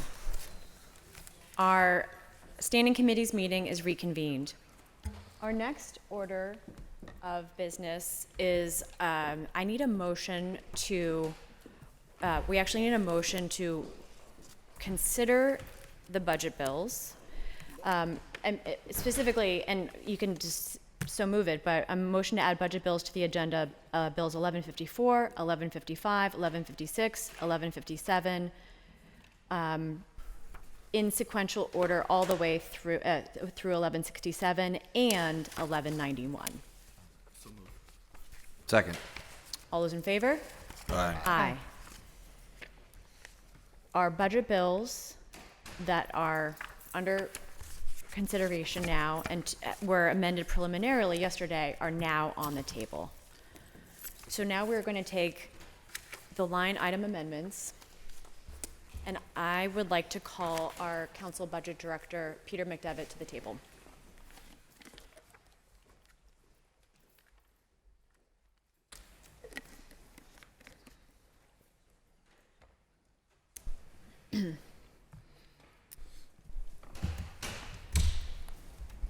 Hi. Hi, Peter. City Council Budget Director, Peter McDevitt. do you want me to just like go over what we're about to do? If you can go over exactly what we're about to do and what format we're going to take each of these amendments, that would be helpful. Sure. Give us a Okay. preview. So we haven't, like, I think there's 13 total budget bills. We're going after yesterday's line item vote. We have amendments to 3 of those bills. One is for the operating budget, which is 1157. One is to the capital budget, which is 1156, and one is to the Parks Tax Trust Fund budget, which is 1161. So if you want to take those in sequential order, for each bill, we will then read through the list of each of the amendments, again, that were approved yesterday, and you can give your official votes to vote up or down whether or not you want to make those amendments. You might have alternatives for some of those if they get voted down. And then we can introduce those. If something gets voted down, you have an alternative, then we can read those in and vote those up or down. Oh, thank you. Does that make sense? Thank you, Director McDevitt. And if you can give us a particular reminder for each of the bills that we do have amendments prepared for as we're reading them, that would be helpful. Thank you. Right. So we will start with amendments to Resolution 2024-1156. Please proceed. Okay. Amendment number 1 to Resolution 2024-1156, this is the capital budget, is to decrease Park Reconstruction's Regional Asset District Parks deliverable serpentine wall construction by $10,000 of RAD funding in 2025. Do I have Motion to approve. a motion? Do I have a second? Second. Discussion. Just brief, Councilperson so Warburton. and I apologize, did we go over this one Yeah, yesterday? this was from the administration. This is just to correct it's going to be $10,000 less, so we're getting $10,000 less in RAD funding, so this is just to reflect okay, that great, accurately. thank you, that's all. Yeah. Councilman Wilson. Just so I'm clear, 1156, we're looking at land bank personnel as a deliverable. You are getting ahead of yourself. Where? We're 57. I think we're. No, thought I we're on heard 1156. Oh, well, okay. We haven't gotten that far yet. On 1156. Yes. Okay, keep going. We're taking it and going by the summary Yeah, sheet. We're taking it by. sorry, I have a lot of yellow in front of me. We're taking it. Is there other amendments today? We're right. We can follow together right here. Any further discussion on amendment number 1 to Bill 1156? Seeing none, all those in favor of amendment 1, please indicate by saying aye. Aye. Aye. Affirmative recommendation. Amendment 2. Amendment 2 is to increase project remediation of condemned buildings, adding deliverable demolition of Berg Place by $547,000 of PAYGO in 2025. Motion to amend. Motion to. As a motion to amend. Motion to amend. Second. Second. Discussion? Seeing none, all those in favor of amendment number 2, please indicate by saying aye. Aye. Affirmative recommendation. Amendment number 3. Number 3 is to reallocate $60,000 of PAYGO funding from the project street resurfacing deliverable pavement markings to project complete streets, adding deliverable California Ave, Termin Ave, Brighton Heights Boulevard, 5 Points intersection evaluation in 2025. Motion to amend? I don't know. I don't know what's going on here. We did this yesterday. Yes, yesterday was a hearing, and those votes don't count for anything. Okay, so we're doing this whole thing again. Yeah, gotcha. Second. Discussion? Seeing none, all those in favor of amendment number 3, please indicate by saying aye. Aye. Aye. Affirmative recommendation. Amendment number 4. Number 4 reallocates $50,000 PAYGO from project remediation of condemned buildings, deliverable demolition of structures, to the project public safety equipment, adding deliverable police cameras in 2025. To amend. Second. Discussion? Seeing none, all those in favor of amendment number 4, please indicate by saying aye. Aye. Aye. Affirmative recommendation. Amendment number 5. Number 5, reallocate $500,000 of bond funding from the project street resurfacing, deliverable asphalt resurfacing, to project slope failure remediation, adding deliverable Oporto Street landslide remediation in 2025. Motion to amend. Second. Discussion? Seeing none, all those in favor of amendment number 5, please indicate by saying aye. Aye. Affirmative recommendation. Amendment number 6. Number 6 is to reallocate $83,000 of bond funding from project street resurfacing deliverable asphalt resurfacing to project park reconstruction, adding deliverable Anderson Farms in 2025. Motion to amend. Second. Discussion. Seeing none, all those in favor of amendment number 6, please indicate by saying aye. Aye. Aye. Affirmative recommendation. Number 7. Number 7 is to reallocate $110,000 of bond funding from the project street resurfacing deliverable asphalt resurfacing to project ramp and public sidewalk remediation, adding deliverables bus shelter transit stop improvements in 2025. Motion to amend. Second. Discussion. Councilman Coghill. I just want to thank Councilwoman Warwick. I think it's a great idea. We just got new shelters in Beachview, and every stop should have them. So good Thanks. job. Well, thank you to Pittsburghers for Public Transit Right. for coming out and advocating. Thanks. Further discussion. Seeing none, all those in favor of amendment number 7, please indicate by saying aye. Aye. Affirmative recommendation. Amendment number 8. Number 8 reallocates $200,000 of bond funding from the project street resurfacing deliverable asphalt resurfacing to project slope failure remediation, adding deliverable spring garden landslide design in 2025. Motion to amend. Second. Discussion. Seeing none, all those in favor of amendment number 8, please indicate by saying aye. Aye. Affirmative recommendation. Amendment number 9. Amendment number 9 increases project urban redevelopment authority personnel by adding deliverable land bank personnel by $176,880 pay go in 2025, $178,650 pay go in 2026, $184,020 pay go in 2027, $189,540 pay go in 2028, and $195,220 pay go in 2029. To amend. Second. Second with discussion. Discussion. Council President Lavelle. We actually need to vote this one down so that we can introduce further amendments to it. Thank you. Any further discussion?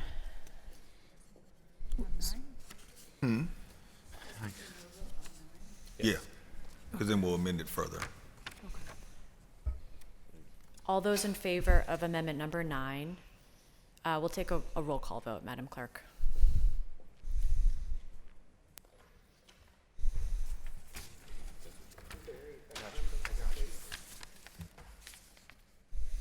Mr. Charlin?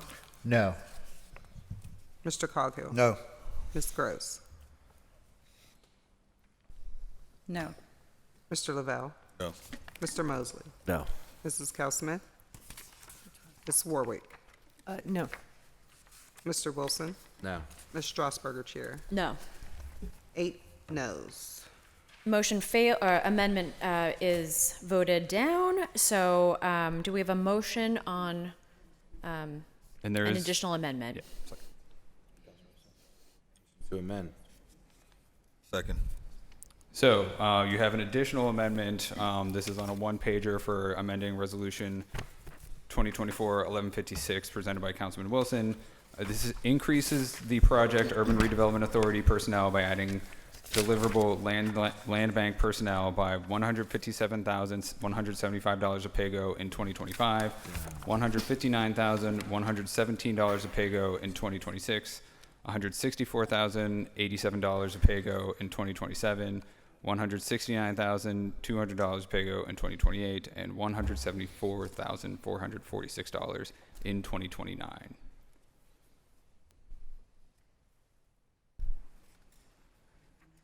So we have a motion and a second that we've been read the bill. Is there any discussion on this bill, on this amendment?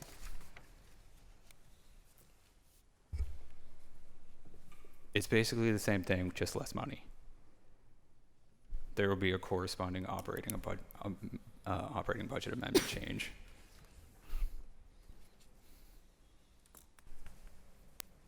Any discussion? Seeing none, all those in favor of the new amendment number 9, please indicate by saying aye. Aye. Affirmative recommendation. That's it for capital budget amendments.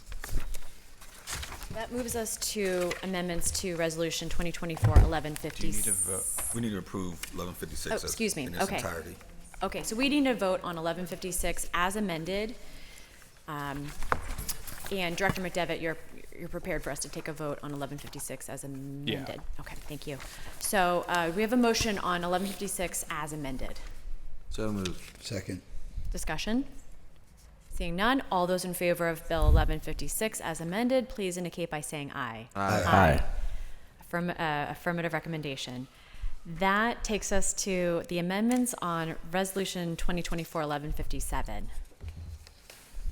I have these somewhere. Okay.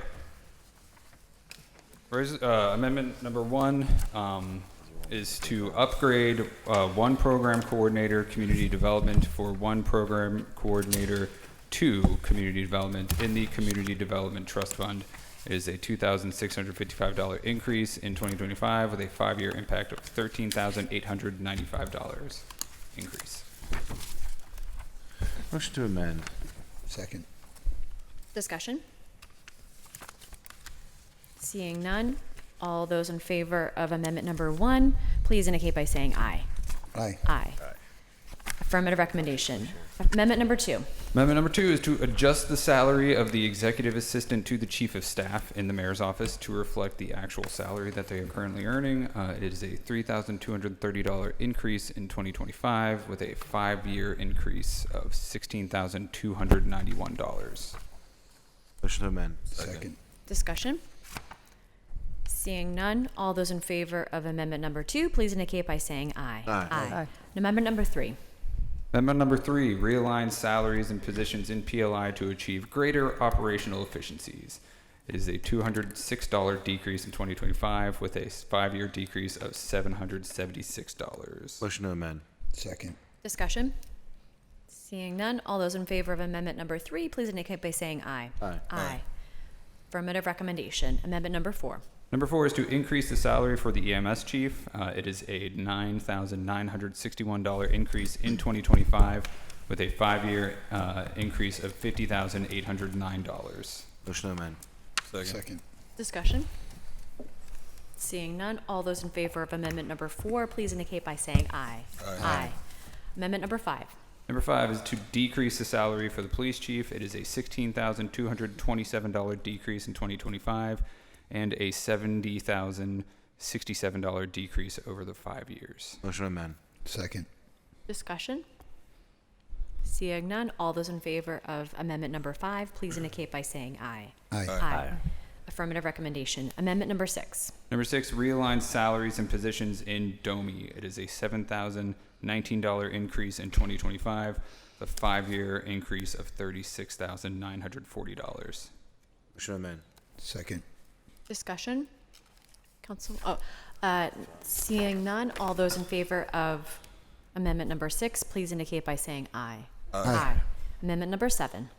So amendment number 7 is actually going to be slightly different than what's in front of you because we amended the ARPA bill at the very beginning, if you remember, of today's meeting to increase the amount of ARPA money that will be shifted into the general fund. So I'm going to read a different number than what's on your paper.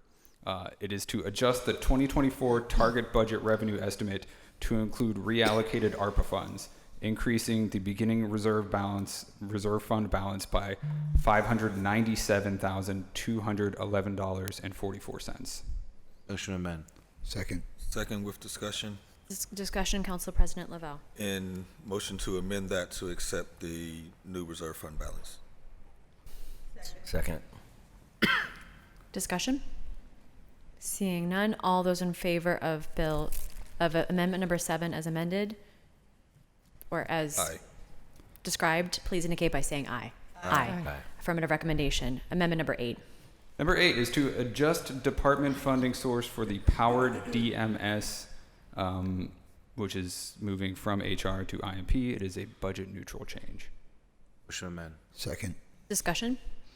Seeing none, all those in favor of amendment number 8, please indicate by saying aye. Aye. Affirmative recommendation. Amendment number 9. Number 9 is to increase funding for the disparity study of a $210,000 increase in 2025 and a 5-year increase of $401,550. Motion to amend. Second. Discussion? Seeing none, all those in favor of amendment number 9, please indicate by saying aye. Aye. Aye. Affirmative recommendation. Amendment number 10. Number 10 is to realign funding from public safety admin to animal care and control for the detention center contract. This is a budget neutral change. Motion to amend. Second. Discussion? Seeing none, all those in favor of amendment number 10, please indicate by saying aye. Aye. Affirmative recommendation. Bill, amendment number 11. Number 11 increases the funding for animal care and control for the detention center contract for 2025. It is a $106,605 increase in 2025. Motion to amend. Second. Discussion? Seeing none, all those in favor of amendment number 11, please indicate by saying aye. Aye. Aye. Affirmative recommendation. Amendment 12. Amendment 12 realigns funding within animal care and control to increase the euthanasia contract. It is a $409 increase in 2025 with a $2,047 increase over the 5-year plan. Motion to amend. Second. Discussion? Seeing none, all those in favor of amendment 12, please indicate by saying aye. Aye. Aye. Affirmative recommendation. Amendment 13. 13 is to increase funding for law judgments to accommodate a shift for the FEMA local match to 2025. It is a $250,000 increase in the 2025. Motion to amend. Second. Discussion? Seeing none, all those in favor of amendment 13, please indicate by saying aye. Aye. Affirmative recommendation. Amendment 14. Amendment 14 increases the City Council District's postage allocation by $43,060 and decreases the City Council District's part-time allowance by $43,060. This is a budget neutral change. Motion to amend. Second. Discussion? Seeing, Councilmember Warwick. I guess just, so part-time allowance, what is that? It was actually added by the administration this year in the budget. There was an $81,000 additional allocation for part-time staffers for the council district offices. This would take about $43,000 of that for this year only to put towards postage for city council. So this year only, so just so I'm clear, so what is that, does that reduce our office budgets for part-time staff? Technically, it's still a net increase because it was $81,000 more before, and this was with this, it's still $38,000 more. So can I just to understand, sorry, I know we should have done this yesterday. So what would we have gotten in our offices for part-time staff versus what are we getting now? Just for clarity, our office's budget is still the same. Yeah. This was an additional line item that was placed into the budget to serve council as a whole. Yeah, prior to 2025, It didn't exist. There was no money for part-time staff. Oh, so this would be like part-time staff that serves us all as a body as opposed to like our individual? No, it's for your individual offices. It was originally $81,000 split across the 9 offices. Split across the 9 offices. Yeah. So what would we have had for part-time staff? It would have been $81,000. Divided by 9 is 9. Yeah, so we would have 9,000. So we would have each had $9,000 extra in each of our offices. Yeah. For part-time staff. Yes.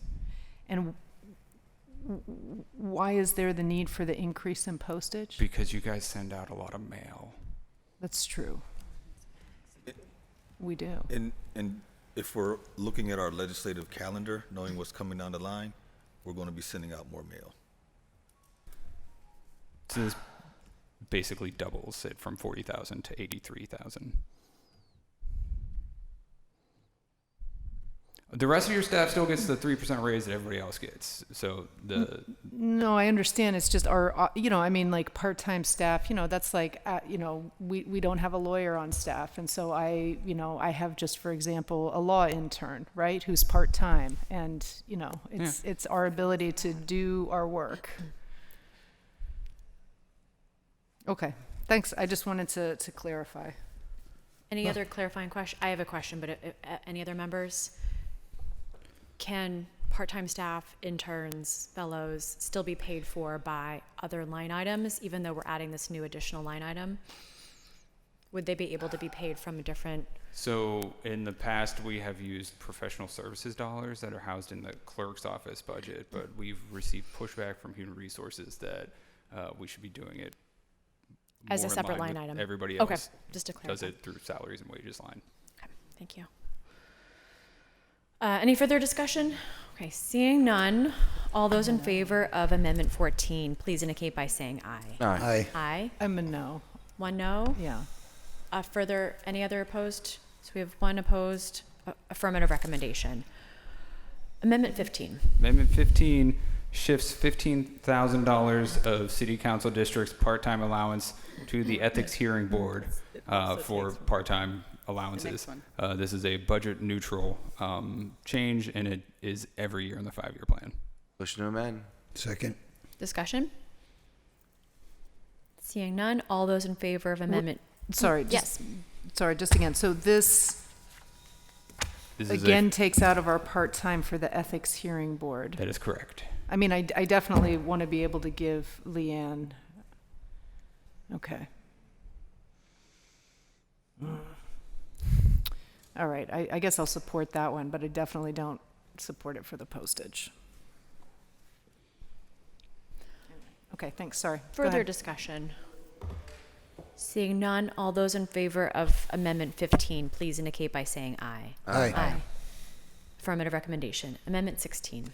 Amendment 16 adds one inspection supervisor to DOMI, one senior planner to DOMI, and creates 2 code enforcement inspectors for DOMI by eliminating one senior planner in planning and one planner in planning, 2 inspector ones in DOMI, and eliminating the mounted patrol unit funding as of June 2025 in the Police Bureau's budget.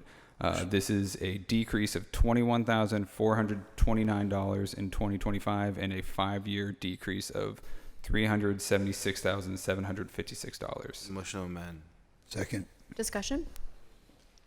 Seeing none, all those in favor of Amendment 16, please indicate by saying aye.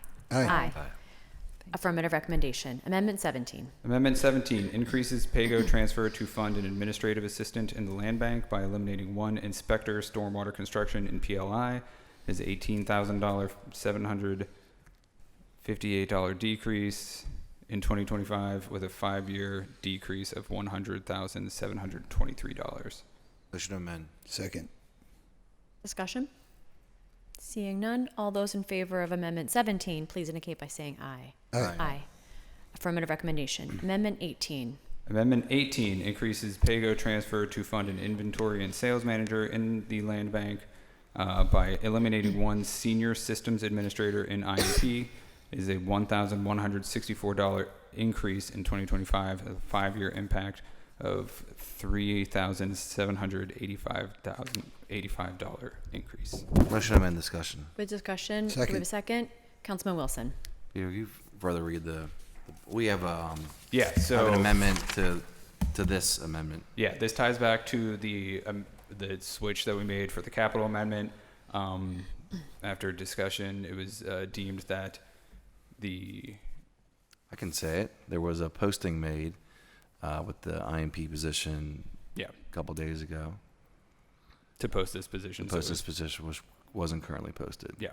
And so I want to make sure that we're on the up and up with making sure that people have that position has an opportunity to be filled. So you need to vote no on this one. So I think for this one. Well, we couldn't further amend it. Sorry. So we do need to vote no. I think we will not do a roll call vote, but with the understanding that we need to vote this one down to be able to then substitute with the other amendment. But is there any further discussion before we do so? Okay. All those in favor of Amendment 18? No. No. No. Aye. No. No. No, sorry. No. Okay. Noes have it. Amendment fails. Thought we were on the amendment, sorry. Do we have an amendment to present? Yeah, motion to amend. Do I say the number? I mean, well, this is motion to amend 18, the one that we just read and voted down. And this we're calling this Peter, if you could walk us through this. Yeah, this is a replacement. This is somewhere in your packet. This would, to replace Amendment 18, it increases the pay-go transfer to fund the inventory and sales manager for the land bank by eliminating a GIS analyst in planning.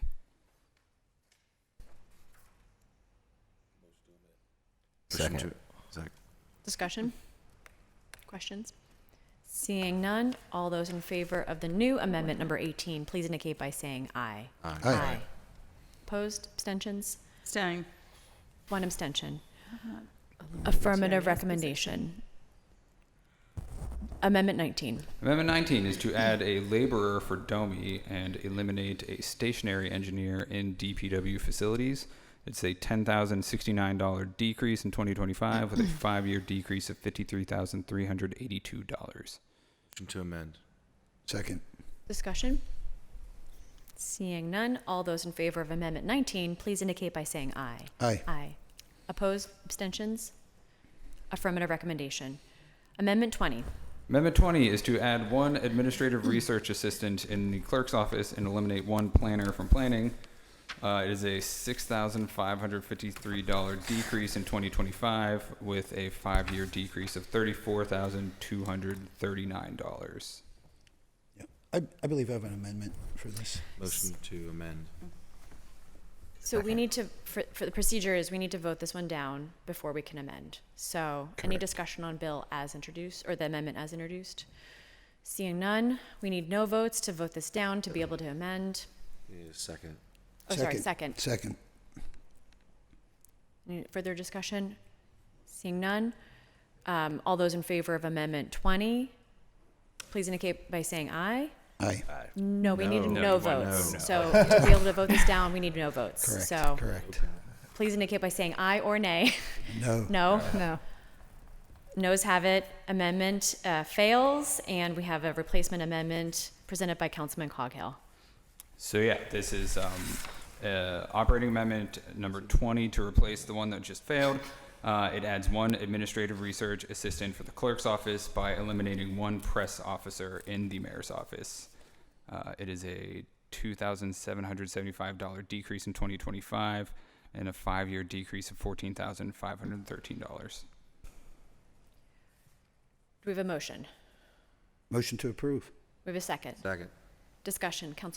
Member Warwick. I'll let the councilman go. It's his bill. Oh, great. So or his Councilman Coghill. amendment. Yeah. Thank you.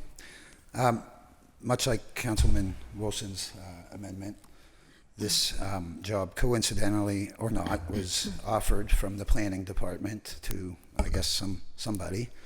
So rather than take from the planning department, which obviously they plan to fill that position, we looked into the press.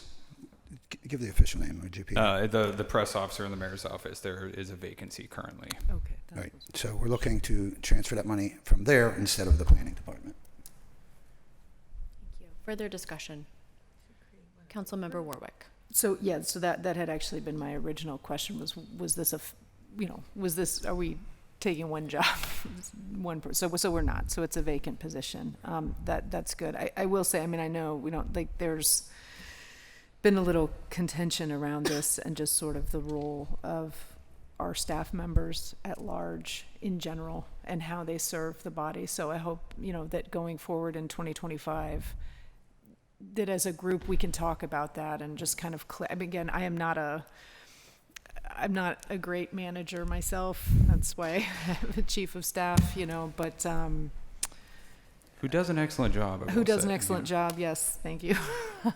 But just, to make sure that these folks that we have who are working for us as a body are, that we're maximizing the value of those positions. Yeah, thanks. Any further first round? Second round, Councilman Coghill. Thank you, Madam Chair. To your point, Councilwoman Warwick, I know there's some contention between staffers there. I do. And I plan to have that conversation with all of them and whoever has such issues.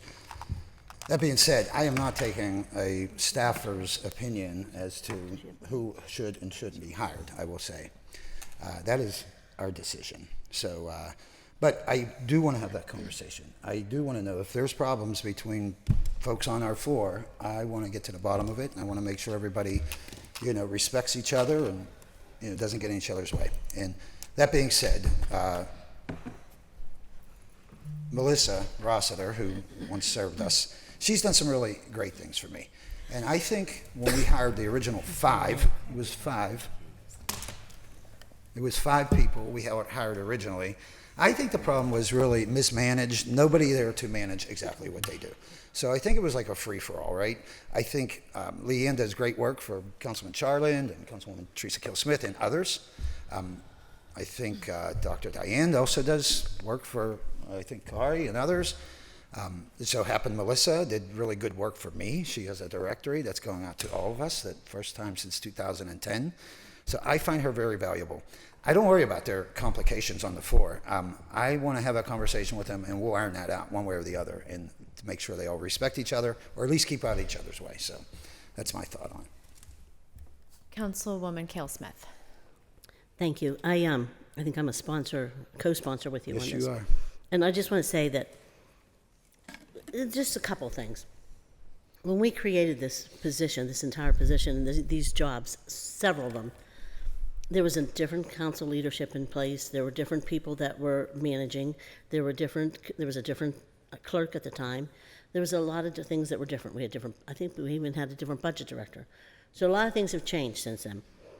But I think that we have never really fully given them the opportunity to say, this is your job, this is what we expect, and this is what we want from you for each office or whatever.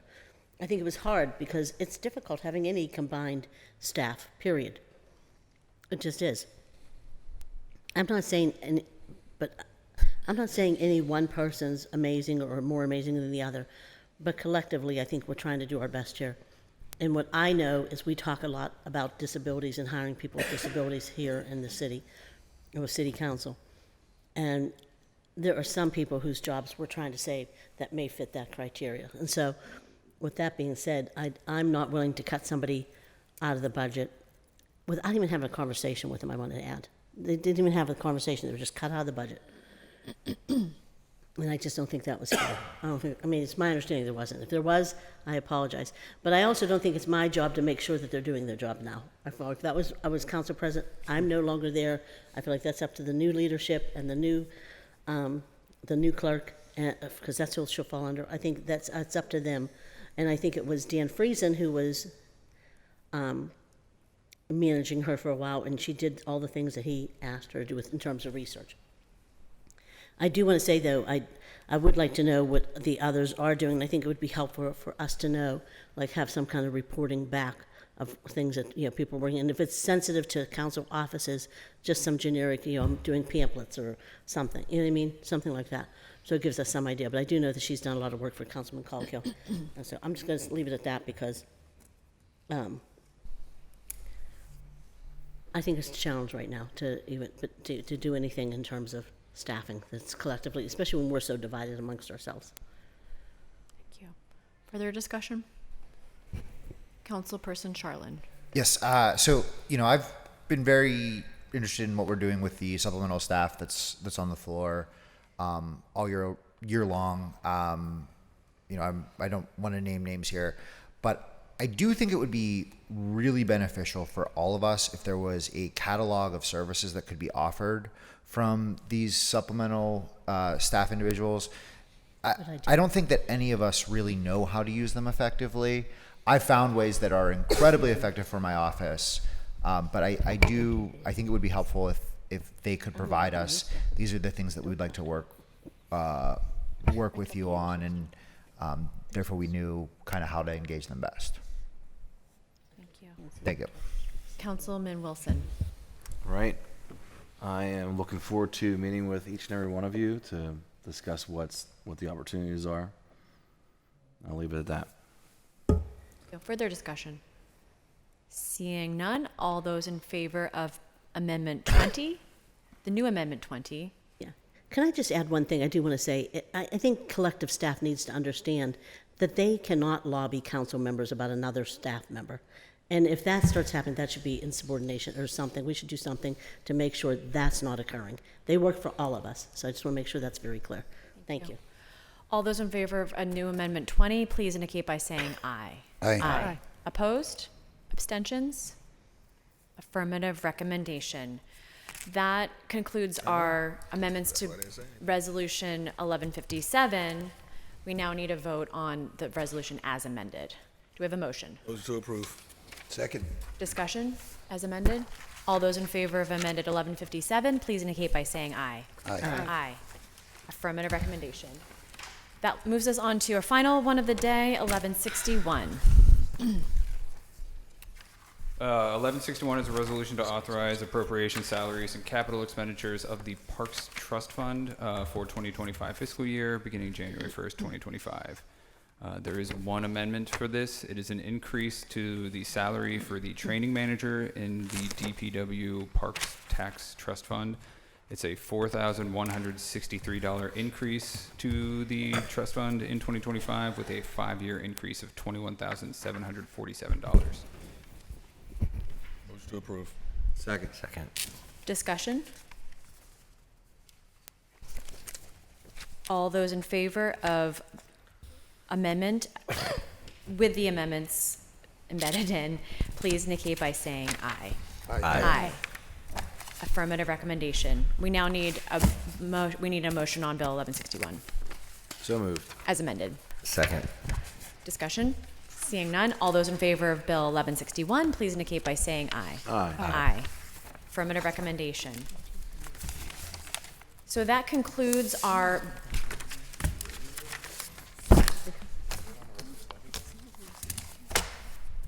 D13? No. Okay, so we have, so let's see, we now need motion, can we do them all together? Yeah. As a group? Okay, so we now need motions. We've voted on Bill 1156, 1157, and 1161. We now need a motion to approve 1154, 1155, 1158, 1159, 1160, 1162, 1163, 1164, 1165, 1166, 1167, and 1191. We have a motion. Motion to approve. Second. No. No. No. Okay, we will read the bills and then we will take a motion. Bill 1154, resolution authorizing the City of Pittsburgh to participate in applicable cooperative purchasing agreements for goods, materials, equipment, supplies, services, or construction as authorized by the Commonwealth Procurement Code and the Pennsylvania Intergovernmental Cooperation Law for the 2025 fiscal year. Bill 1155, resolution providing for the letting of contracts and for the use of existing contracts for the purchase of materials, supplies, and equipment for city departments and the maintenance, repair, rental, and/or leasing, rehabilitation, renovation, inspection, or servicing of city buildings and facilities, and for any miscellaneous services in and for any city department, and providing for the payment of the cost thereof for the 2025 fiscal year.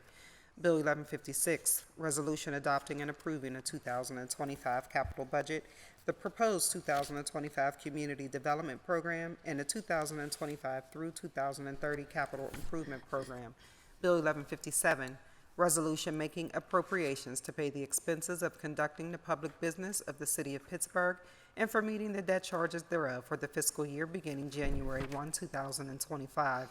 Bill 1158, resolution fixing the number of officers and employees of the City of Pittsburgh for the 2025 fiscal year and the rate of compensation thereof and setting maximum levels for designated positions. Bill 1159, resolution authorizing City Council to approve intra-departmental transfers throughout the 2025 fiscal year. Bill 1160, resolution authorizing appropriations and salaries of the Stop the Violence Fund for the 2025 fiscal year beginning January 1, 2025. Bill 1161, resolution authorizing appropriations, salaries, and capital expenditures of the Parks Trust Fund for the 2025 fiscal year beginning January 1, 2025. Bill 1162, Resolution authorizing the mayor and the director of the Office of Management and Budget to enter into an agreement or agreements with the Urban Redevelopment Authority of Pittsburgh for the administration of certain 2025 PAYGO-funded projects and programs and providing for the payment of the costs thereof not to exceed $1,100,000. Bill 1163, ordinance amending the Pittsburgh Code Title II Fiscal Article 7 Business-Related Taxes, Chapter 245 Earned Income Tax, Section 24503, Declaration and Payment of Tax as subsection D so as to fix the rate of interest on delinquent earned income tax for the year 2025. Bill 1164, resolution authorizing all city departments in conjunction with the Department of Finance to enter on behalf of the city of Pittsburgh into a facilities usage agreement or agreements during the 2025 calendar year for the purpose of permitting groups to rent city-owned facilities for recreational and community-focused activities in individual amounts of $10,000. Bill 1165, ordinance amending the Pittsburgh Code Title II Fiscal Article 7 Business-Related Taxes, Chapter 246, Home Rule Tax, Section 24603, Declaration and Payment of Tax as subsection D so as to fix the rate of interest on delinquent home rule tax for the year 2025. Bill 1166, ordinance amending the Pittsburgh Code Title II Fiscal Article 9, Property Taxes, Chapter 263, Real Property Tax and Exemption, Section 26302, Payment Options, Discount and Delinquency Penalty, so as to set the payment, discount, and delinquent dates for the 2025 fiscal year. Bill 1167, ordinance amending the Pittsburgh Code at Title II Fiscal Article 9, Property Taxes, Chapter 263, Real Property Tax and Exemption by fixing the rate of real estate taxation for 2025. And Bill 1191, resolution authorizing a fee schedule for 2025 pursuant to Chapter 170 of the City Code. Motion to approve all bills that were read. Second. Second. Any further discussion? Seeing none, all those in favor of budget bills as read, please indicate by saying aye. Aye. Aye. Affirmative recommendation. So that concludes our standing committees meeting, and we have some meeting announcements. Thursday, December 12th at 10 a.m., Council will hold our Cablecast public hearing relative to the tax budget and citizen partnership. Speaker registration will close at 8:30 a.m. the day of the hearing. And also on Thursday, session at 1 p.m. and 2 p.m., Council will hold a briefing on the fair housing amendments. Next week, Council will hold their regular meeting and standing committees meeting on Tuesday, December 17th and Wednesday, December 18th at 10 a.m. respectively. Speaker registration will close at 9 a.m. the morning of each meeting. To register to speak at these meetings and hearings, please fill out the sign-up form on the council meeting webpage by the deadlines. You may also call the clerk's office at 412-255-2138. Anything from members? Councilman Mosley. Yeah, I think some wires got crossed. Excuse me. A couple weeks ago, so I just want to formally put back on the record calling for a post agenda on MB Affordable's properties in the city of Pittsburgh. Do we have a second? Second. Discussion? All those in favor? Aye. We will schedule the post agenda. Anything else from members? I just want to invite everyone to, you all know Sister Marion's Save a Life Today Pittsburgh. She has a big event. This year she's registered 700 kids, 350 families from across this region. So this from all of our districts. So I think that if you want to come and be a part of it, it's, I think it's the 21st, let me check, 21st or 22nd. It's at the convention center. Thank you to Councilman Coghill for helping with that. She needed a bigger space. Let me see, I'll tell you real quick. I'm sorry, I apologize. I know you're all eager to get back. What's the date? It's the 21st at noon at the David L. Lawrence Convention Center. And for any other people, they have to register if they want to attend. And it's also the same day as the Jasmine Irie Christmas at the same time. So, but you're all welcome to attend. Anything else from members? I want to thank you all for your diligence through this budget process. We're almost there. Thank you again to our council budget office. Thank you to our clerk's office and to all of you and your staff. Thank you for chairing. You chaired a really difficult meeting really well. Anything else? Otherwise, we'll take a motion to approve the minutes and adjourn the meeting. So moved. All those in favor? Aye. Meeting's adjourned.